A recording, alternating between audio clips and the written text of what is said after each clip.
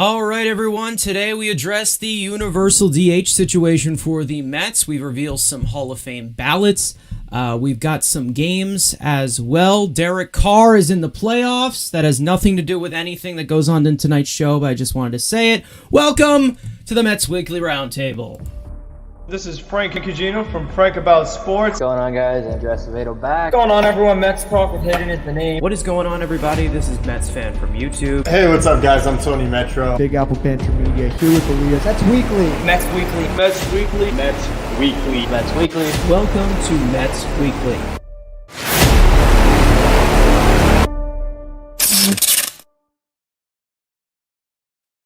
All right. Andrew Acevedo, who the hell are you? What's going on, guys? Yeah, more sports are coming. I know that obviously we're all on Mets channels, but until Lockout hits on locks, I'm probably going to do more NHL, NFL, other sport content. Though, obviously I'll still mix in a little bit of minor league content. There's going to be the Alvarez breakdown and Mauricio's. Those are coming. But uploaded the Pens video, and that's probably more content coming, more content moving forward. Knicks, Penguins, those probably what's coming in the future. All right, Mets Talk with Hayden. Yeah, what's going on, everyone? Mets Talk with Hayden is the name. If you guys would like to check me out, please feel free. Live streams, videos in all Mets and baseball to an extent. Thank you guys for all the birthday wishes yesterday. Really do appreciate that. You guys were spamming the Discord and my Twitter DM, so I appreciate that. Officially 20, so that is a very special number to me as my boy Pete Alonso. I love GM. All right, Frank About Sports. Frank About Sports. I made a video on Sunday just kind of doing a very quick recap of some Mets prospects, how they did, how I feel about them a year later, and when to expect them to come up. Also made a video reacting to the Joe Judge news because, like Andrew said, with baseball being this lockout and it looks like it's not ending anytime soon, got to do something. I mean, we could do hypotheticals all we want and maybe previews, but when it comes down to it, it's Frank About Sports. Want to react to anything big happening, so maybe more of that. We'll see. All right, Elias from Big Apple Banter Media. Yep, just like the other guy said, expect more other sport content. That's kind of why I changed from baseball banter to Banter Media. So Jets mock off season coming out soon. Look out for that. Might do some head coach reactions. Hopefully we'll get some baseball stuff. That's obviously my favorite sport and my primary focus on the channel, but there's really nothing to talk about. Hypotheticals get really boring after a while. And that's what we're here. We're here to talk baseball. So you can watch me talk football on my channel and watch me talk baseball on here. All right, well, I guess we can just, go through the tradition here, guys. Make sure to go follow us on Twitter, all these guys on Twitter as well. Subscribe to their channel, subscribe to the Mets Weekly channel as well. Join our Discord, all of that stuff. Links are in the description. Now, I guess we'll get into our first topic. Our sixth member should be here, but he will be a little late. Now, as we know, the MLB and the MLBPA have met today, and as expected, didn't really go well. Now, our first topic does revolve around, obviously, the universal DH as one of our things. But if you guys want to have any additional thoughts to start off the just about the MLBPA, I know Frank, you had something that you were with the whole thing. Yeah, I think they're getting into a really tricky situation here where they're talking about the concern of teams tanking and service times and teams being able to retain their players for a longer amount of time, whether it's 5 years, 4 years, things like that. And I think that basically they're just calling out other teams, being like, oh, well, because, I hate to use them as an example, but the Pittsburgh Pirates, they're obviously tanking. It's been so many years where this team is not good. They're not spending that much money to improve, to show that they care about winning. And it's just making this huge difference where by the time they're ready to compete, their good players are gone and going to bigger markets. So you're just finding it where it's coming very repetitive, where you're going to see the same teams winning over and over. How many teams have we seen that they're just bad year after year after year? So I just think that it's getting into the point where they're never really going to come to an agreement on that. Players want more money. I understand that, and they want to try to get rid of all the little loopholes that teams are using. And it seems like Manfred is on the owner's side because he talked so much about, oh, what about the small market teams? What about the small market teams? I mean, until you implement a salary floor where there's like a maximum amount of money you could spend, and the only way you're going to prevent that is a salary cap, because look at the team we root for, the Mets. Like, the Mets payroll is so much bigger than some other teams, where like in other sports, you can't have one team that's that far ahead of the rest of the pack. So I just think they're getting into a situation where obviously we know the relationships are bad to begin with, but I just don't really see how this thing is getting resolved anytime soon. And it's really unfortunate because we suffer, and baseball just looks like a clown show. I mean, they look like such an embarrassment where they're the one sport that can't get their act together. They have all these lockouts and disagreements and short seasons. I mean, it really is just a joke at this point. Yeah, I don't really see any progress. I did not expect any progress to happen because of how bad the relationship has become. Yeah, I mean, as some people, we hope it does start on time. I don't see that happening. That's the thing. Like, I would not say that is a guarantee. As for the, sorry there. All right. Yeah, there you go. There's Elias, by the way. Hey, That's hey, guys. okay. As for the GM side of things, Andrew, if you want to put anything in for this. Well, there was a report I saw today after one of the meetings is with the service time manipulation, because the players obviously want that gone. Well, the owners came back with a proposal. Again, it probably got shot down, but you get rid of the service time. So guys like what Alonso did starting opening day, so like your new top prospect can play, get the full year of service time. But if that player that season goes on to win the Rookie of the Year, the MVP, Cy Youngs, the team gets an additional bonus pick. So that's something they're trying to get. I don't know where. Again, I didn't look into the article. I just saw the headline. I'm like, well, that's intriguing enough to see. So that could be something. Who knows? We don't know how the players reacted to that, but it's something to at least give back to the team. Because let's say, again, Cleveland, Pittsburgh, who don't want to spend money, it does give them a chance. If they do get a good player, they do get some extra compensation. If he does leave down the line, it's something. But again, this is again, we just started talking today. This isn't going to get done for another 2 months. So it's just buckle in. My concern is, when is the next time the Arizona Diamondbacks are going to be any good? Colorado Rockies, the Colorado Rockies didn't sign a major league contract in free agency before the 2020 season. Like, it's insanity. Yeah. So tell me the next time Rockies are going to the playoffs. Like, the fact that you just have these teams that look like they have no interest at all in actually winning games, it looks so bad. It really does.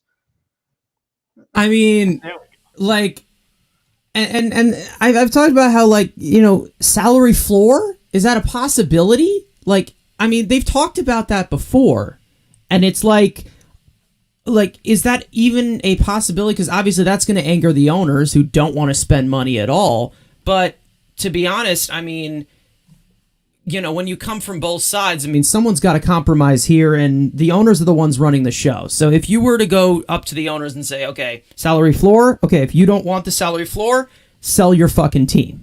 That's literally what they need to do, because this has gotten turned into such a joke, and both sides have just been angered so much, and it all starts with the owners. Now, it's not like the players haven't had their little dip in it and, haven't pissed anyone else off, but it's like they're the ones providing the product. They're the ones funding everything. If you don't like it, sell your damn team.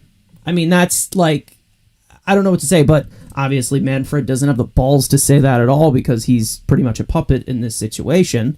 But, what is there? I just don't know how any of this can be fixed. I don't see any way of how it can be fixed unless the owners basically go down to the level of the players go up to the level of the owners. I just don't see anything being resolved, and even if they do play a season, it's still going to be a mess.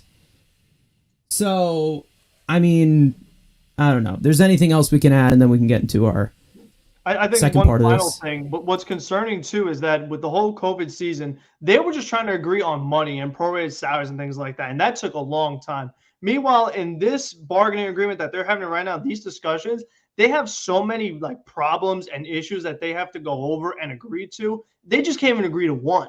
it feels like it's going to take forever for them to get everything out of the way, because that whole COVID season, that was a one-time thing. A collective bargaining agreement is a deal for years. So you have to be like, okay, this is what's going to happen, and it's not going to be changed. So they just have so much to agree to. And again, with the relationships, it just like seems so unlikely. Like eventually they will come to agreement. I get that. But I just think that once you delay the spring training and you delay the season, it's just not going to be the same product. I mean, we're going to see pitchers not be – we saw the 60-game season. It was so flawed. Everybody was all messed up. I mean, it just did not look like a good brand of baseball. And I'm concerned that we're going to get that again, and we just don't want that. Yeah, and from it was an extending spring training in major league ballparks. I mean, that was literally what it was. Yeah. I mean, and you couldn't draw a single conclusion from anything. I mean, you want to talk about analytical nightmares? Guys, exactly. That 2020 season. Yeah, everything has a big asterisk next to it. Did the Dodgers really win the World Series this year? Was this guy good? Was this guy bad? Like, I don't want to go through that. Like, well, he had a great year this year. Oh, and then 2020 happened. Now, whatever. You know, like that sucks. But at least the one thing, which we'll get into right into the next topic, the DH looks to be coming. So that's a good thing. Yeah, exactly. I think Thank you for that transition. Yeah. Now we're talking about a lot of things that the MLB and the MLBPA cannot agree on. But there is probably one that they will finally be able to actually shake hands. I mean, you know, COVID concerns, but whatever. We've talked about the universal DH before. But let's talk about how the Mets can actually utilize this type of thing. What would be the best plan for the lineup? Now, they have some internal options. They have some external options. I'd say that the pool is open if you're willing to move things around or not. I mean, there's positives and negatives to all of these types of things that they can do with the DH. So let's start off with Mets Talk with Hayden. How should the Mets utilize the universal DH? Yeah, well, as of right now, like you stated, there's an internal and there's an external. Believe it or not, a year ago at this time, I probably would have argued against the DH. But then obviously we saw a lot of pitchers' injuries. I think the big thing that kind of influenced me was the DeGrom injury. At first, yes, it wasn't directly known if it was from swinging the bat, but I saw and heard rumors, and I was like, you know what? I'm not taking the risk. You know, we saw Adam Wainwright, maybe 6-7 years ago. He tore his ACL running to first base. So it's really unfortunate. But in terms of how the Mets should utilize the universal DH, to be honest with you, I really think if you're going for an external option, which I wouldn't be super for, you can get a guy like Kyle Schwarber. Kyle Schwarber, I mean, being realistic, he is another power hitter in this lineup. Right now, you know, we saw the long ball wasn't really the biggest thing for the Mets last season with the exclusion of Pete Alonso and maybe Jonathan Villar. So obviously Schwarber does give you some pop in that bat. If you throw him behind maybe a 5th or 6th spot, maybe a bat or two behind Alonso, that could be something to work with. Obviously, defensively, he's terrible in the outfield. He was atrocious at first base with the Red Sox. So, you know, maybe every now and then he could play an infield position, but he would most likely be a DH. So you can get Schwarber. I mean, early in the offseason and right before the season ended, there were talks about getting Castellanos, also another guy, not the best defensively. So he could also be a DH option. But in terms of your internal guys, I mean, Robinson, Cano, I mean, really, if you go for an internal guy, it's not going to be a concrete guy. You're going to have maybe 3 to 4 guys out there who could rotate the DH. You could have a guy like J.D. Davis, who could be the DH for 2 games out of a week. You could have a guy like Cano, who will be in it for 1 game out of the week. Realistically, I think the DH could be good for the Mets, especially a guy like Robinson Cano. Robinson Cano is 37, 38. And as we know, the DH pretty much expands guys' careers. Albert Pujols, Miguel Cabrera. So, I mean, maybe that could really help out. I doubt the Mets are going to lose Cano. It seems they're going to keep him. I don't think they're going to buy out his contract, so that could be a good spot for Cano. You put him at the DH position because I don't really trust him in the infield, to be honest with you. So Cano's a fair choice. If you somehow bring back VR, maybe that could be an opportunity. Questionable with Dom Smith. I don't know. Is he an everyday player in this lineup? Still questionable with J.D. Davis. He is terrible defensively, but he can't really hit a fastball for his life. So I don't know. As of right now, my biggest option is an internal guy. And as of right now, it's probably Robinson Cano. And if you're going for an external, it's Kyle Schwarber. All right, Frank about sports. How should the Mets use the DH here? Tons of options here. Well, if everybody is healthy and the team is the same way it is right now offensively, the only option is Cano. I mean, where else are you going to put him? He's getting paid too much money to just sit on the bench. So I think by default for at least this year and probably next year and until his contract is up, Cano is going to have to be the DH. If the Mets do trade Jeff McNeil and like you wanted to move Cano second base, which I do not prefer, I do not recommend, then you could explore some options. Kyle Schwarber, like I said, would be the best fit on the free agent market just because, like I said, the power that he has, left-handed bat, he could hit homers, and he would not be playing against the Mets anymore, which would be a huge deal because most of Kyle Schwarber's success last year, most of those home runs probably came against the Mets. So I would not be opposed to adding him. And then, there are some guys out there, but I just think that Cano is getting paid so much, they got to find somewhere for him to play. At least he'll start off at DH. I think one under-the-radar candidate, let's say Cano gets hurt again because he's gotten hurt a lot recently. I would say under-the-radar candidate at some point, Mark Vientos to be the DH later in the season. But that's just the way I see it. Andrew, cursing up a storm. This guy always steals. I'm not. There's a new rule. Frank's not allowed to go before me because he steals all my good shit. That's the point. We'll alternate it. Yeah, Man, you're making a lot of rules today, man. He was the interim host for a sec when you left. Yeah, I don't know. I hit refresh by accident when I was supposed to hit another button. Yeah. Whatever. Oh well. I've kicked myself out once. I put the solo on once. So I think we've all done technology. that. Yeah. I kick myself every day. Go ahead, Andrew. All right. Yeah. Again, Cano's. If you're staying in house, and if this roster is staying the same, which it won't, but as of right now, it's Cano, and of course Frank's got to steal my gimmick and Mark Vientos. I think Mark Vientos, if service time's gone, there could be a platoon with him and Cano as the DH, where Cano is going to play against righties, Vientos versus lefties. That is, again, if the roster stays completely the same, that is something you can see during spring training. Obviously, I do think they will go external. They're going to add a third baseman. They might add, if the DH is here, maybe they add a DH, but who knows? It depends. One, the value of if there's a depressed market and the Mets could go crazy, which I have a video, which I might do, about a potential replacement. If the market's depressed and this goes out until April, the lockout, guys are looking for jobs, that brings the value of those guys down. The Mets could potentially be sneaky and take some of the bigger names, but for now.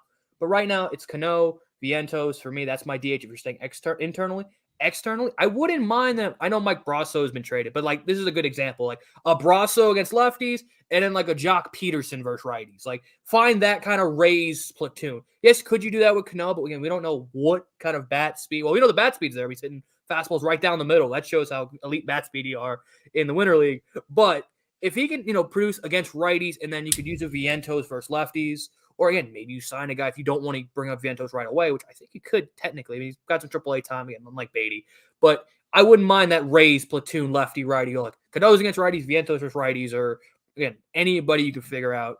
I wouldn't mind the platoon, but I wouldn't be mad at just finding a bat. He's the DH. Cano can play twice a week, and if McNeil's still here, twice a week, Cano gets in the lineup. I wouldn't mind that either. So that's just how I kind of see the DH. All right, Elias. How would you do with the DH? Yeah, so I first want to start by saying we had a question right here. Do you guys want the DH? Yeah. I think everyone is a yes. I'm a absolutely yes. I've been clamoring for this for years now. I'm sick of watching guys, pitchers up there who swing a pool noodle, are clueless up there, who don't even try, because why would they? They're not getting paid to hit. They're getting paid to pitch. The amount of boomer arguments I've gotten into trying to explain, not you, Frank, but with these guys. No, it's Frank. It's Frank. The strategy and the this and the that. That was Frank. The it's comment, Frank. am I too young to enjoy boring baseball? Or I think that comment. Yeah, the strategy is gone. The strategy's been gone for a minute. Like analytics taking over baseball, whether you like it or not. Carson probably likes it. Frank probably doesn't. But back to the DH. Welcome to the dark side.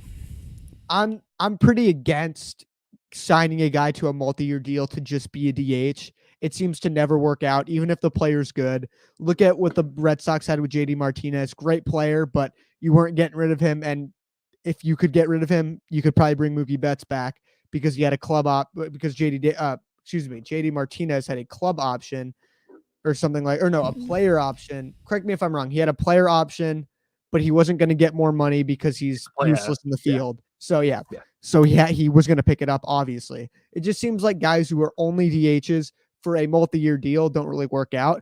I'm definitely in favor of a platoon type situation. Now, Robinson Cano's probably going to get a lot of playing time.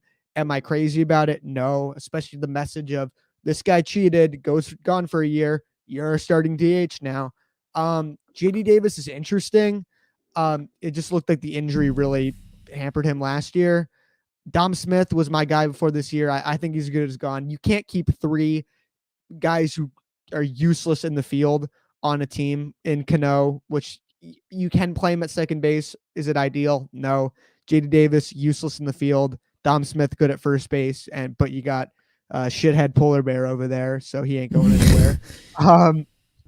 But yeah, a combination of JD Davis, Robinson Cano, I'd be interested. Like you said, Mark Vientos.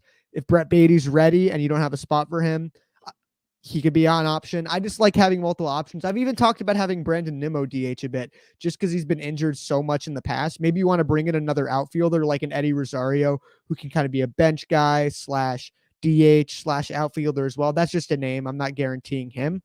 But DH, to answer that question, very much for it. I think it's a combination between, like you guys said, Cano against right-handed pitching, JD Davis against left-handed pitching, something like that.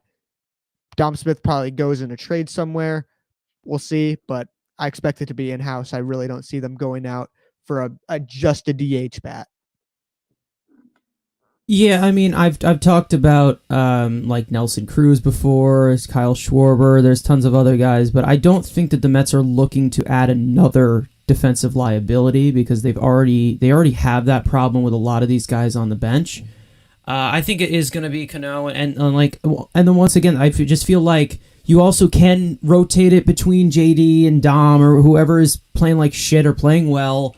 I mean, there's not many guys on this team that has a glove that is so precious that it needs to be in the field.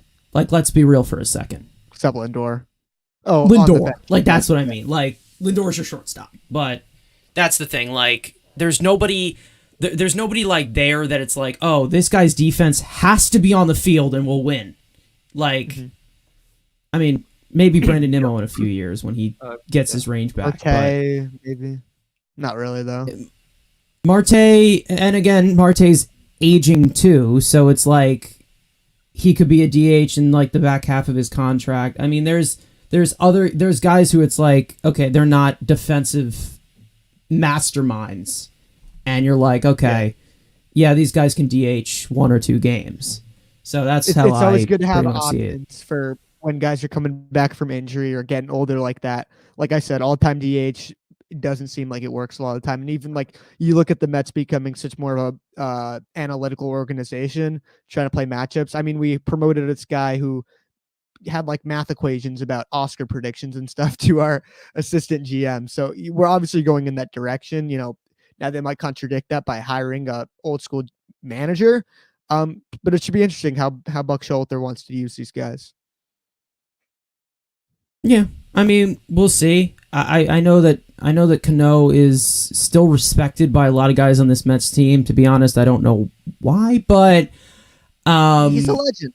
He'd be a Hall of Famer if it wasn't for the steroid shit. So, I mean, yeah, but he's also just. I mean, to be honest, I'm okay with him taking steroids one more time because then he's great. Oh, yeah, get his ass out he's of great here, this season, right? Then he gets banned. It works out for us. So all you got to do is just pop one needle, and that's it. You're all good.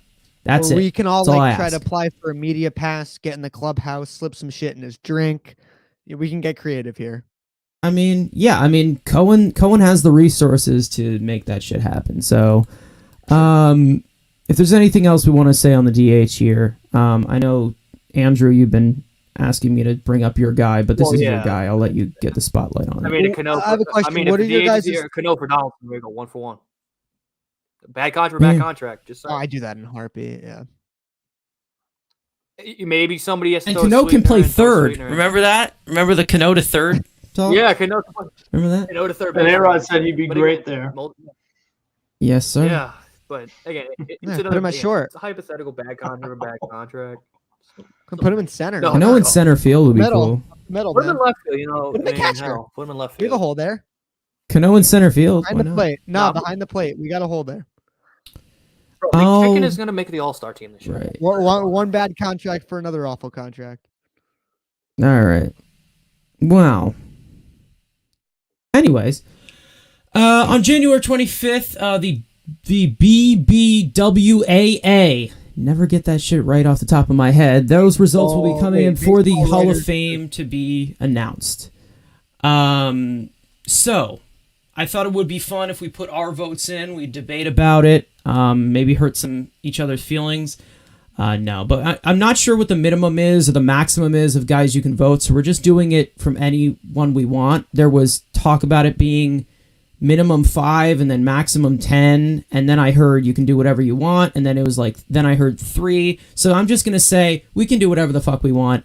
And yeah, so that's what we're going to do here. So I'm going to pull up everybody's ballot and I'm going to show what the ballot is for everybody that has not seen it before. But if you have not seen it, these are the guys on the Hall of Fame ballot here.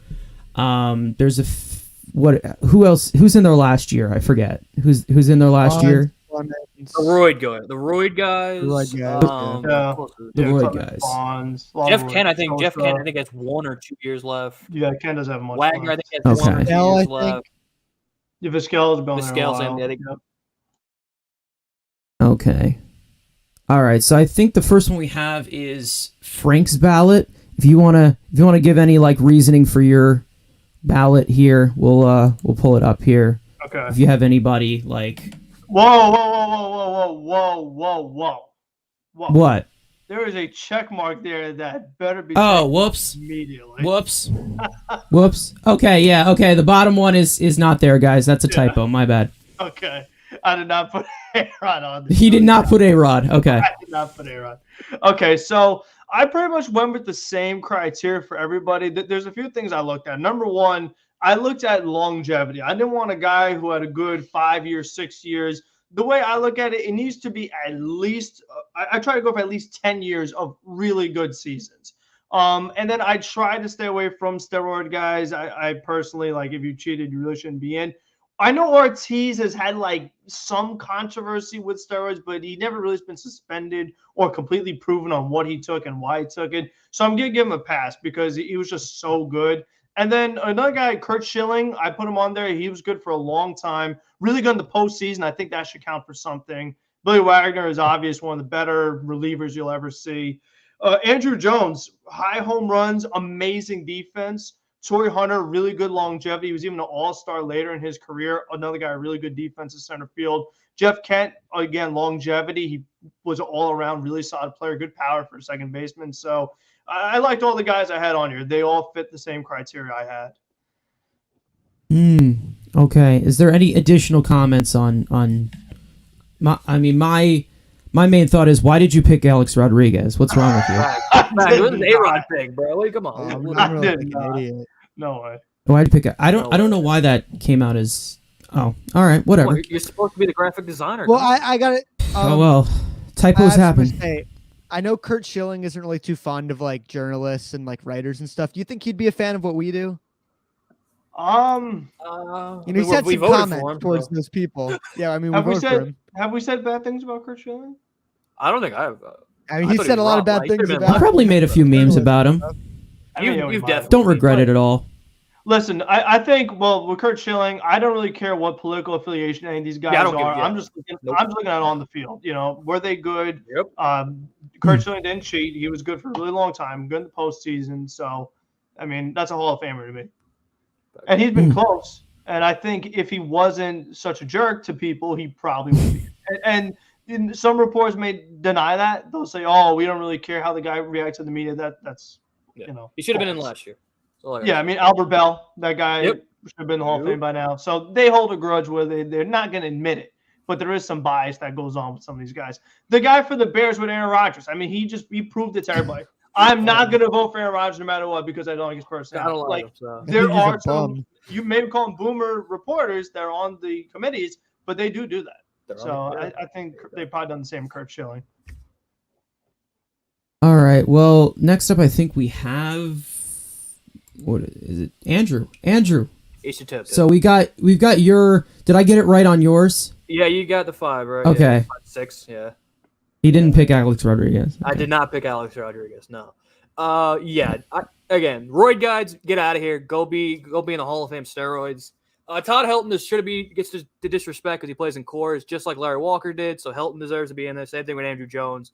Again, I think he has the longevity, but his, I guess, 5-year stretch of him being elite deserves to be in there. Same thing with Ortiz. Again, did he take it? Potentially, yes, no, but didn't get suspended for it. Billy Wagner deserves to be in the Hall of Fame. He's better than Trevor Hoffman. Kurt Schilling's one of the best postseason pitchers of all time. And Scott Rowland deserves to be in the goddamn Hall of Fame because he's one of the best. He's the second best defensive third baseman of all time, behind Brooks. So, there you go. Yeah. I do have a gripe with Todd Helton. You talk about Coors Field. If you look at his splits, the guy's like 350 home, 270, 280 away. But what's his And the overall? home still is good. like 100 difference. But hey, what's the overall be? He's 316 career hitter. You got, you can't. Yes, does it suck? But hey, you can't. You can't. I know where you can't play. choose where you play. Yeah, but, exactly. His numbers are a little inflated by Coors, though. I mean, there's no doubt about it. And also, he's a standout guy for a Rockies team that sucked for a long time. So, And he All has right. longevity. I was looking at him. If it wasn't for Coors Field, he would have been on mine. And Yeah, Scott I don't- Rowland, I agree. He should be on there too. If I know the pick, it'd be Scott Rowland. Scotty Rowland. okay. Okay. Jeff Kent think- was like, and like am I Jeff Kent was like on missing? the fringe with me. I would have picked Kent, but I was just like, if you played for the Mets better, you would have gotten in, but you left and went. To John. All right. Go Hayden, Hayden. do you have any reasoning for any of these guys here? Yeah, I'll give a couple. Obviously, yes, you can see I picked 2 of the quote-unquote steroid guys. And, honestly, it comes to this. Listen, I understand they cheated, not defending it at all.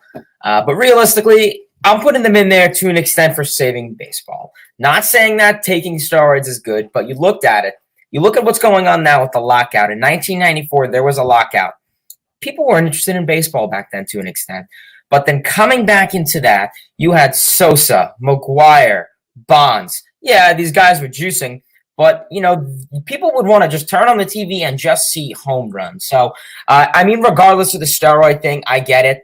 Barry Bonds, it just comes to the point where it's his last year on the ballot, I believe. He has 752, 50, whatever it is, home runs. Regardless of if he gets it or not, I just think they're just going to throw him in because if you beat guys like Babe Ruth in the home run stat, it's just mind-boggling. Guys like Roger Clemens, I believe it's his first or second year on the ballot. I won the most Cy Youngs, I believe. So I believe he won 7 or 8. So obviously you have to do that. You don't see many guys really nowadays that pitched 260, 270 innings. Roger Clemens did have a fair share of that. Who else I got on there? David Ortiz, Big Papi. I believe it is his early years on the ballot. Red Sox legend. And yeah.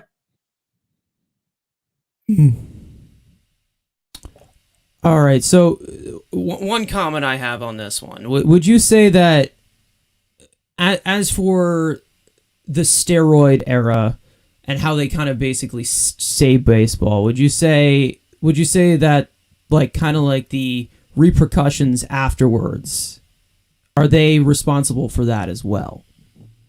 Would you say that? Or Yeah, I would say so. okay. All right. So And no Billy Wagner. yeah, You no and Billy Wagner on your Wagner. I don't know ballot. what's, Yeah, no Wagner. Wag dog. Wagner. Call I don't everyone. know, We man. call everyone. Wag Wag dog. Yeah, You wag have- That dog. low key goes together pretty I go well. every- Dog. like you have Bum dog. Bonds, Clemens, Dog. Sosa, but no A-Rod. Yeah, facts. So yeah. dog. You vote for all the juice Rod guys. dog. Yeah, I mean, if all of them's got to go in, all of them got to go in. But Yeah, They you were got what, one. 600 and something homers, I think. He finished somewhere in the sixes, I think. And better defensively. Good defense. okay. I think am I next or Elias? Elias is next. What do you got here? Yeah, I'll preface this by saying I'm obviously a younger fan. A lot of these guys I didn't grow up watching necessarily, so I might have missed a few guys. You guys have kind of talked me more into going the Kurt Schilling route.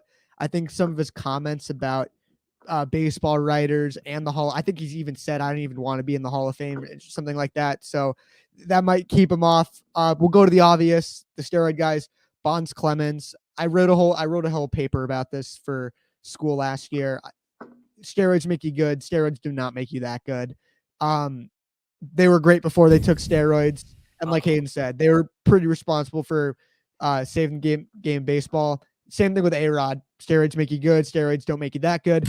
As bad as he is as a broadcaster too, I think he's put in effort to repair his image in a way. He's fucking awful at it. If him and Michael Kay or whatnot do the whole Monday Night Manning thing, my goodness, that's going to be awful. I could go on about that for a while, but for me, he's a better player than Derek Jeter. I don't care what you say. And yeah, he cheated, but I think this is the end. Get these guys in, and then anyone, of recent years, like Robinson Canoes of the world, get busted for steroids, keep them out, because the message is pretty damn clear now that. Well, so then moving on. Oh yeah, okay, go ahead. Finish no, finish your bout. I was okay. No, you can finish, Liz. Then I'll give my comment. But finish. Yeah, Andrew Jones. I know the longevity isn't necessarily there. Maybe the best defensive center fielder of all time, but probably the most difficult defensive position in the sport. He was also, correct me if I'm wrong, he's one of the first players from Curacao, which is now a country where a lot of talented players are coming from. Kind of paved the way. A lot of those guys looked up to him. Guys like Ozzy Albies, Didi Gregorius, guys from Andrelton Simmons, guys from Curacao like that. Then you look at Billy Wagner, probably the best left-handed reliever of all time.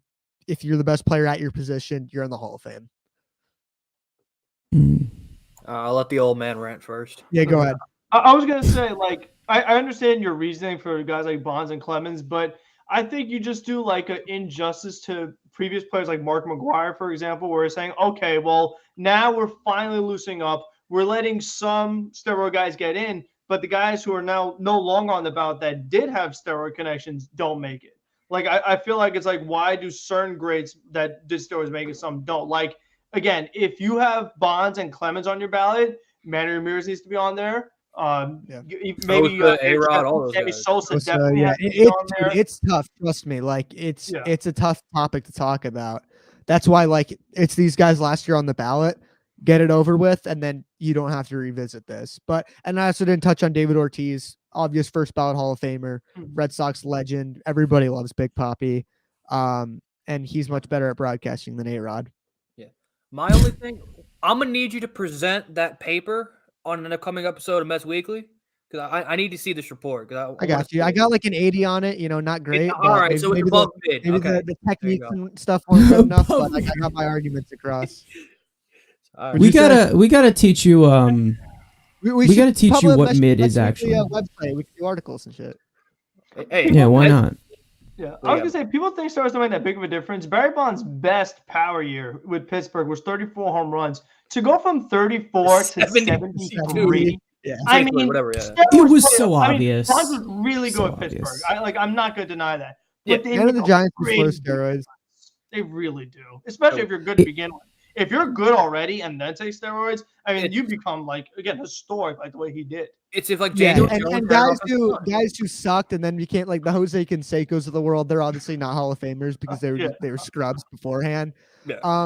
But also the thing is too, it's like, let's be honest. Do you think there's guys in the Hall of Fame right now who took steroids at some point? Oh no, there probably are, but it's so hard. It's all speculation at this point. and they're not the face of the damn cause of it, like we're Bonds and those guys. Yeah. As great as they were, even if on the juice, you still, it's still they saved the game, but they also put a black eye on the game. So you gotta. So I want to mention two guys who, if there was a Hall of Fame for a very short amount of time, these guys would be on it. And that's Prince Fielder and Tim Lincecum. It's a shame those guys. Shout out to Stark Raving Sports. They did the video on Prince Fielder with the weird time. It's a sick video if you guys haven't seen that. They did a video on. I know you guys have had him on so much fun. Show before, right? I think that in the early stages. Yeah. And so they did video on Tim Lincecum too. The freak man back when he was doing his thing. It's a shame that injuries had to happen, but yeah, if there was a Hall of Fame before injuries, those guys would be in it. So David Wright. Yeah. Oh, yeah. I mean, And then you get to me, where for me, you got to take a little bit of everything, where there's the character, there's the how well of a player you are, the longevity, the blah, blah, blah, the perfect balance of all of that. And the reason why I do that is because if you don't want to look at it like that, don't call it the Hall of Fame. It's a privilege, not a right. So what I went with is I only went with 3 guys. Mainly because as for David Ortiz, there is the speculation about steroids, but there's also a thing where I don't really think that he's a guy to get in first year onto the ballot. Then there's also Billy Wagner. There was a big stretch of his career where he was almost playing onto the pace of Mariano Rivera.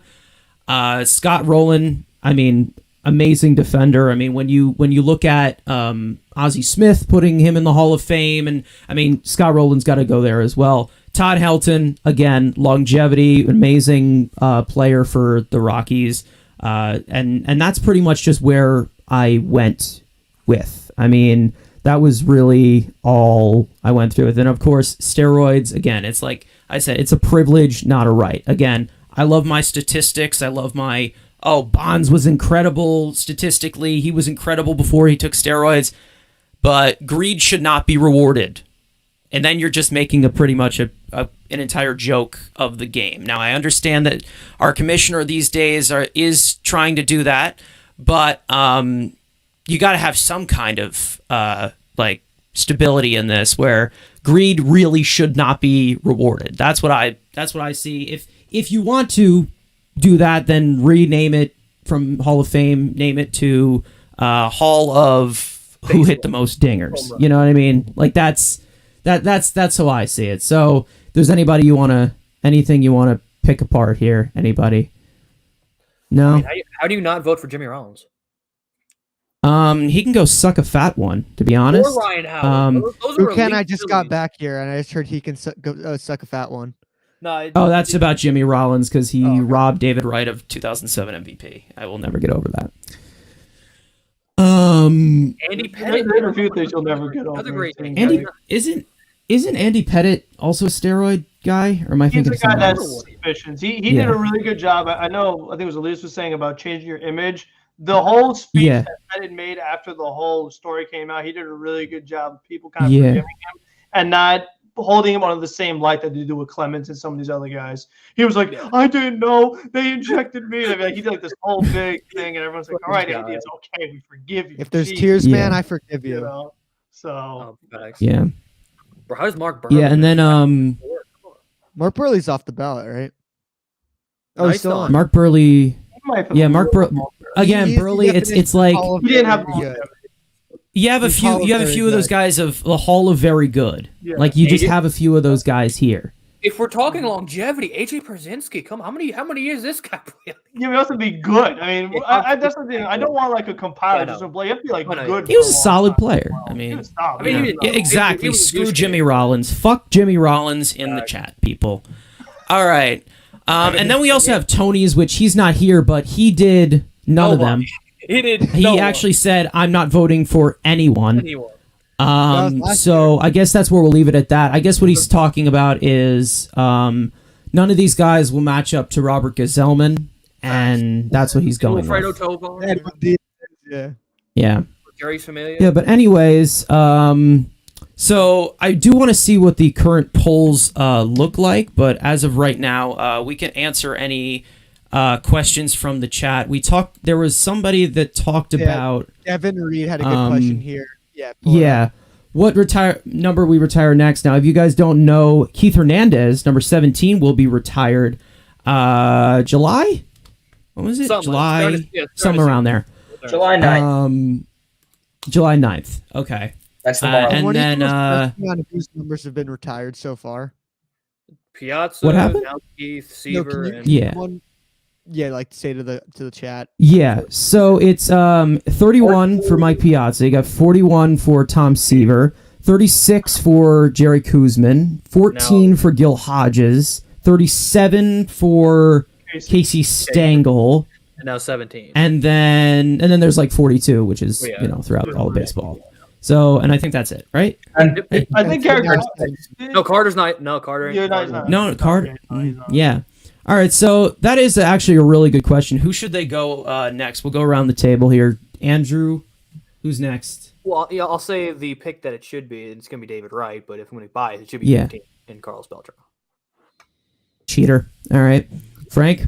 Yeah, David Wright. I mean, it's pretty obvious. I mean, if there's anyone else, I think Doc Gooden is a guy that I would strongly consider. I mean, he had a really good run with the Mets. Obviously, it was very important to their 2006. I'm not sorry, 1986 World Series. Andrew wrote Carlos Beltran, and I just felt right to something. But Doc Gooden was really, really good. So I think he's worth. I mean, because the numbers he put up with the Mets were historic. You know, like even Kuzman was not as good as Doc Gooden was with the Mets. So I would like to see his number get retired also.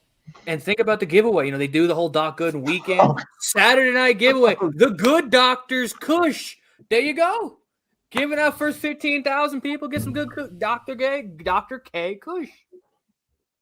Steve, make the money. For the children, that's a pillow. That's what we're talking about, a pillow. We're talking about a pillow for the people that are children. Elias, who would you say should get their number retired next? Number 5, Captain David Wright. You know, he's played at the Mets his entire career. Unfortunately, obviously cut short due to injuries, but eventually it'll be a little while, in my opinion, just because it was a recent retire. But I think in the next 5 years, coincidentally 5, I think it'll happen. Hayden, who do you got? Who would you say next? I'm actually going to go 16, Doc Gooden, just because David Wright is much younger.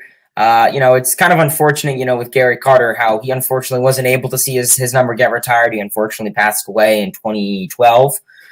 So really unfortunate that he wasn't able to see his number get retired, and he is yet to. So I would definitely number 8 is a number I would like. But 16 now for Gooden, because, you know, he's up there. He's older than David Wright, double his age, obviously. So it'd be nice before he passes away down the line. But not really worried about that. But yeah, Doc Gooden 16. And of course, you know, within the next 5 years, David Wright number 5. No one's worn his number since, and I strongly doubt anyone is. So yeah, Doc Gooden number 16 and David Wright number 5 are my big 2. Yeah, as for me, I think since you're going with Keith, you got to add the other leader. You got to add Carter first, and then you go David Wright.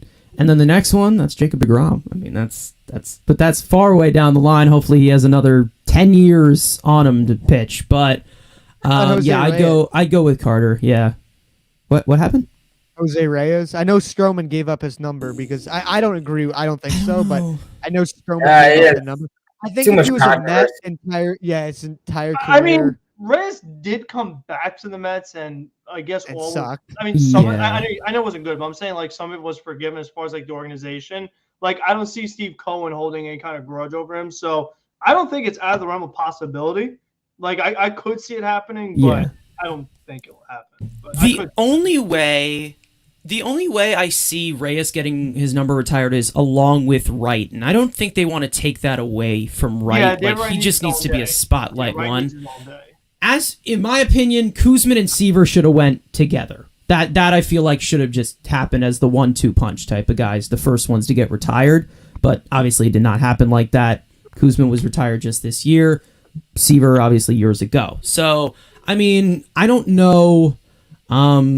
Again, like Beltran's another one, but I mean, to be honest, they've pretty much handed out his number like it's, you know, cocaine in the 80s. So, I mean, if he was able to stick around as a manager and have success in that field, I think his number would easily get retired. Yeah, I mean, I wonder how much Keith being in the booth is what really helps him retire. I agree. And I don't think Ronnie's going to be in that. I mean, I don't know. He did get inducted to the Mets Hall of Fame last year. So I guess that's like his thing, and that'll be it. But yeah, never the ace of the team, like, you know, to get your number retired like that. Yeah, I mean, I also like they've already retired 2 managers. I would be okay if they retired Valentine or maybe Davey Johnson. I mean, they've already retired guys. So I mean, I would love to bring in as much of guys who are like retire their number worthy from that 86 team, because that was that last like big, like they won it all, and then we're still searching for it. So I would love for them to bring a bigger spotlight to that. Okay, this is actually... You can't retire everybody. Look at the Yeah, I'm not Yankees. trying to- No, you can't retire everybody, but And that's what the Hall of Fame is for. Like the guys who are really good, but like their numbers don't retire, they go in the Hall of Fame. That's just how you got to be like a Wright, a Keith, like those kind of guys. I'd say Carter is the one from the 86 team that you have to do. If Keith's and good, then oh god, I don't think there's anybody else that's like. You think Gary Carter's success with Montreal, like being on a different team as well, like he's arguably the best expo of all time? Like, do you think that has anything to do with it? I don't agree with it. But do you I think Keith's greatness with the Cardinals has to do with his number. Yeah, the MVP. That's true. The guy was just a Vlad great Senior. player for the Mets. Vladino's pretty good. Yeah, he's a pretty decent player. And Keith's also retired with the Cardinals as well. So, Yeah. Is he? He's in the Hall of Fame. I know they're in Yeah, the he did. The Cardinals retired his this year. Yeah. Or last year, technically. He should be in the Hall of Fame, Keith, but that was that's the biggest two-face thing I've ever seen him in the Cardinals thing. It's just the biggest two-face. Besides one. Sorry. Yeah, I had to be able to suck the Cardinals off. Yeah, I mean Keith was obviously one. It sucks that Carter's not here to see his number get retired, but I would definitely go Carter and then Wright. I mean, I wouldn't say like we're like the Yankees where every single digit needs to be retired because it's important with but 1, 2, 3, 4, 5, 6, 7, 8. Exactly. Like 1 for Mookie Wilson, 2 for like that 2 for Dilson Herrera. But like the thing, it's like Fernando Tatis. I wouldn't say every single digit needs to go, but like when you're talking about guys who've had the impact on this franchise, and there's not many of them, they need to get that spotlight. We've talked about numbers being retired. Let's talk about present day. Another one from Devin Reed. Oh yeah. Yeah, we'll get one more question, and then we'll get into our game, which is something you play. I don't know. I just had a. Yeah, you guys. Okay. All right. What guys will be the Mets All-Stars in 2022? Could this be the most All-Stars we will have in a single season?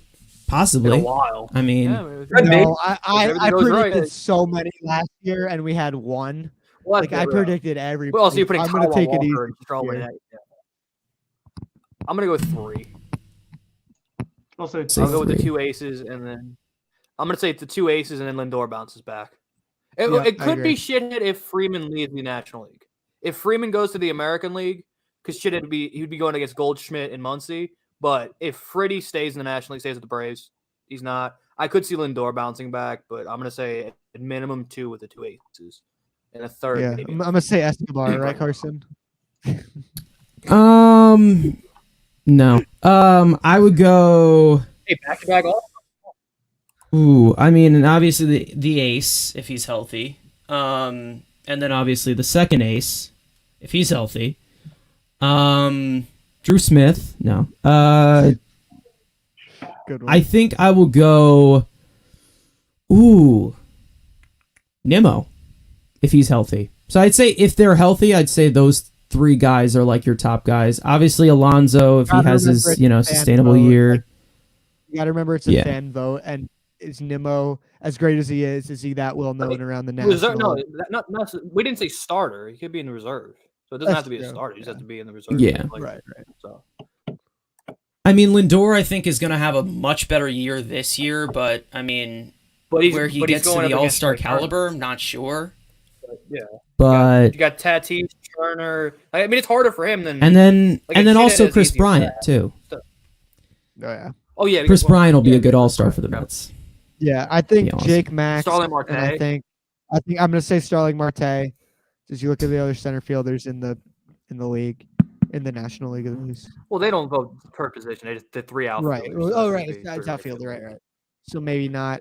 Yeah. So again, reserve maybe, but again, and can a breakout year? You got to never know. Look the rest of the league. He got chicken. He's done it before. Says he can't do it Exactly. again. We got a lot of former All-Stars. Edwin, I hey, think, does Edwin when the Diaz catching- go back? You know, When 2019 the catching position was so bad that you're like, yeah, James McCann's an all-star. When Gary Sanchez They don't do it started by that year. Who else was a good? Who Who else were the good catchers in there? I mean, It was in the there were American four. It was League, I Salvi mean, started. Gary It was Sanchez, Salvi started. Yeah, Sanchez, McCann, and Salvi. Those are the three guys. lovely. No, Salvi lovely. wasn't that year. Yeah, I thought Salvi was hurt. Yeah, what? Yeah, he Salvi's missed the whole year. 2019, he was out with Tommy Well, John. Salvi can get in as a DH every year. 2 catchers the league, right? We It gotta get was one. Gary McChicken. 2 to and 3. then Dep- JT I think it's Realmuto, 2 to and then 3. JT Yeah, and Cardinal. yeah. I guess Well- Hayden's the Oh, best it was answer. Contreras too. Contreras played for them, I think. Oh yeah, the right? Cubs. Yeah, they start. I think didn't he start too? Well, That well just no, shows. well, I mean, we're talking, but McCann was American League, so Yeah. Yeah, we're talking I know- I about remember American G- League. Yeah, We're talking about all I the don't know why I All-Stars, remember yeah. all this, but I know JT It's in Cleveland. DH. Yeah. Yeah, I mean, Sean 2019. Murphy wasn't in the league that year, or no, he was just a rookie. He was a rookie. Let's He's see. a little There's no September other like good. I mean, Christian Vasquez. I'm pretty sure he was hurt in 2019. Mike Zunino was Yeah. sucking. at Yeah, Seattle. was Zunino sucking wasn't at really Seattle. that good that year. Stassi was nothing. Yeah. So yeah, I mean, McCann was good. he in the first basically- half, like, so He was, McCann he just was. got a Mickey Mouse All Star. It's tough. All right. So, Hayden has anyways, no more than Tomas Nito will ever get. I mean, yeah, that's a I fact. don't. Yeah, Hayden's- I yeah, don't that's care. fact. He got outplayed by a backup catcher. That's what Tomas Nito is. He's a backup He's great, catcher. man. He got outplayed by him. Hey, It's So- great. That's it. finally admitting Doing it. it. Hayden, did you want to say you your? want to answer? Yeah. Oh yeah, absolutely. I think Jacob deGrom is pretty obvious. Yeah. I think most likely he'll probably be the starter. You have deGrom, No, they always shaft him, so probably not. Max Scherzer. You're right about I would love Where's to- the game going to be this year? LA. Dodgers. Okay, so it's going to be Walker Buehler. Walker Buehler season, baby. Yeah, so Jacob deGrom, Max Scherzer, Pete Alonso, Brandon Nimmo. Jesus Christ. Oh, that's those 4. 4. All right, good. Or No relievers. Hey, No, we're super tight. I mean, you gotta go down. I mean- I will say this: it's Diaz's walk here and Lugo. Both of them. and Go. Lugo's walk year. Yeah. let's go. Get him out of here. No, but realistically though, I Too think bad Nimmo's Lugo's gonna get start- outpitched by Miguel Castro though.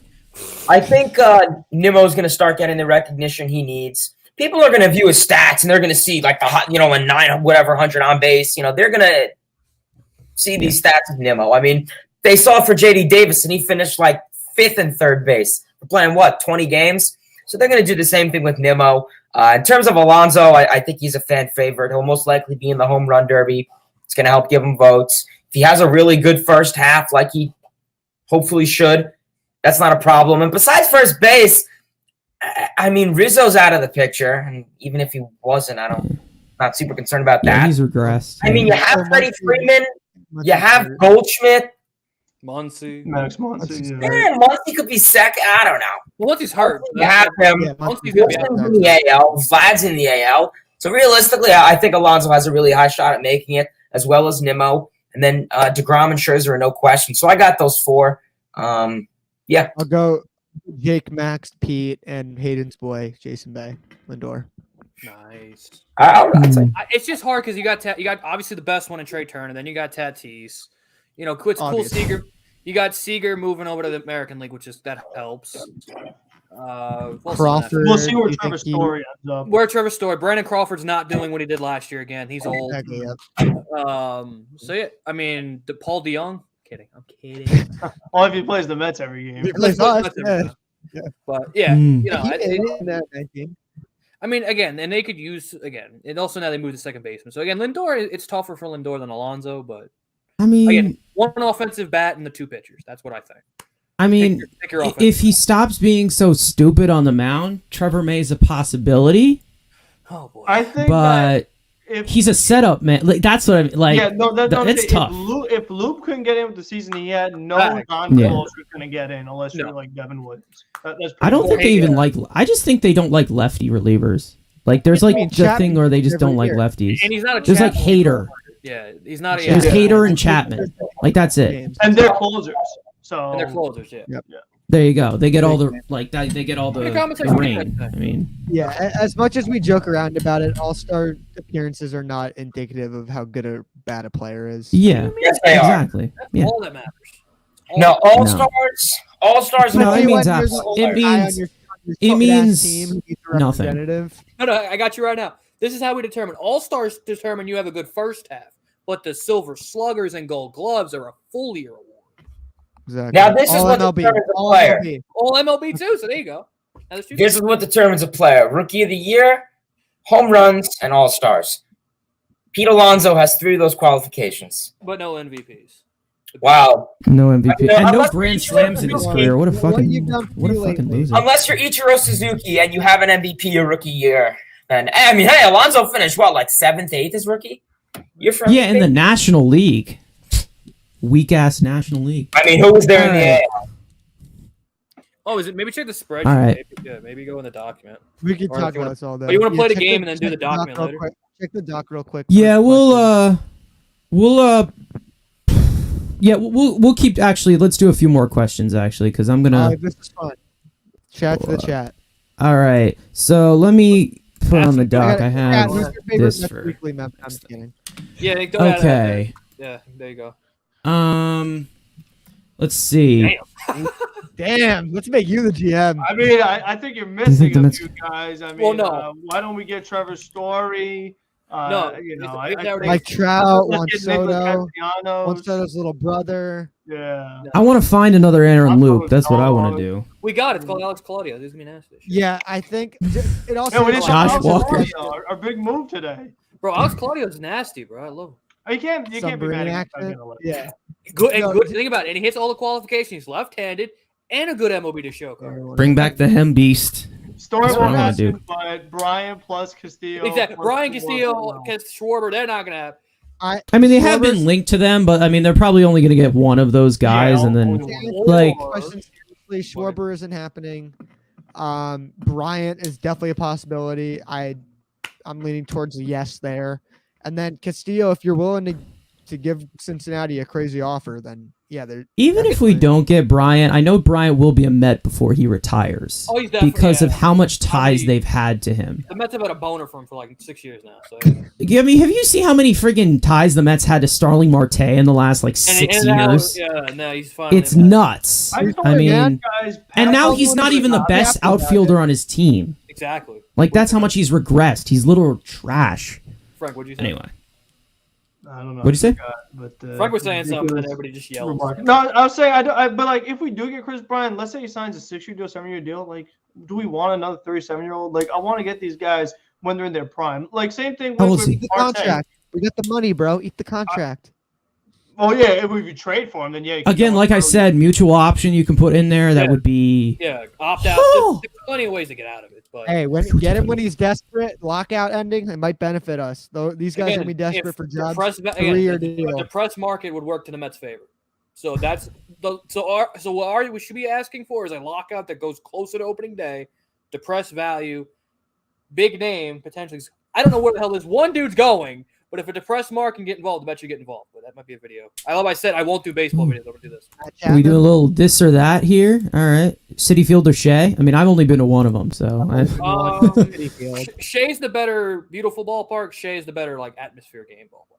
you said Shea for both. You said Shea for both. City Field's the beautiful one. Shea's the one if you just want to feel the whole stadium rock and just go crazy. Yeah, like City City Field Field is like the better stadium, but Yeah. I like Shea better. I think Shea- when it's that a Shea caliber team, if you know what I mean, like a good team in City Field. Obviously, Shea's the history, and also it's not a sponsorship name, but City Field, it's a great stadium. If you watch games at Shea, you would feel much better about it. Oh no, I mean the nostalgia of You gotta Shea. be in the building when Carlos Yeah. Beltran's hitting a 13-inning walk-off of the Phillies. That place is rocking, and his stadium is rocking. I mean, let's not also forget Seaver and Piazza like closing it out. Yeah, that's okay. Again, I Chills, never got the people. chance to go to Shea, so Chills. I think that's still on YouTube. The Shea Goodbye. It probably What is it? The Shea Goodbye or whatever. It's probably still on What? YouTube. All right. Ooh. Okay. Hayden, like I get Hayden. Hello. You got a fifth member here. I know. I'd probably Hayden. I only went to one game at Shea, and it was in 2008. It was my first ever game there, so I don't really remember much. It was the Mets versus the Houston Astros. Did we win? It was a rain delay, and they won. But realistically, I've been to probably a dozen games at Citi Field since 2009. So realistically, I'm probably just going to go Citi Field just because I've physically been there more and I have more memories. More so modern day. Shea was a nice stadium from what I briefly remember and what I've always seen on TV, documentaries, etc. But Citi Field, I just feel the energy there is really awesome. I have to go Citi Field all the way. I think we have like Frank, 2 how more was Shea questions. Do you want to hit Stadium those when real they quick? didn't have bleachers in left field? It was very different. We're trying to get a seed. It was different as far as the seating, but you know they made little tweaks here and there. Obviously, Wilpon's very cheap, but you know, Also, it definitely was as a good. Jets fan, I When love I was Shea Stadium. sitting there and I saw Nolan Ryan come out to pitch on relief against Baltimore, How was his bullpen session? That's something I would have loved. How was his bullpen session? he was throwing. You could tell he was throwing hard at the time. Obviously, radar guns weren't as prevalent, but you could just tell. No, Ryan's fastball was just different than the other ones you were hearing the sound of the catcher. Of course. And yet he's still one of the most overrated starting pitchers of all time. Okay. DeGrom or Seaver?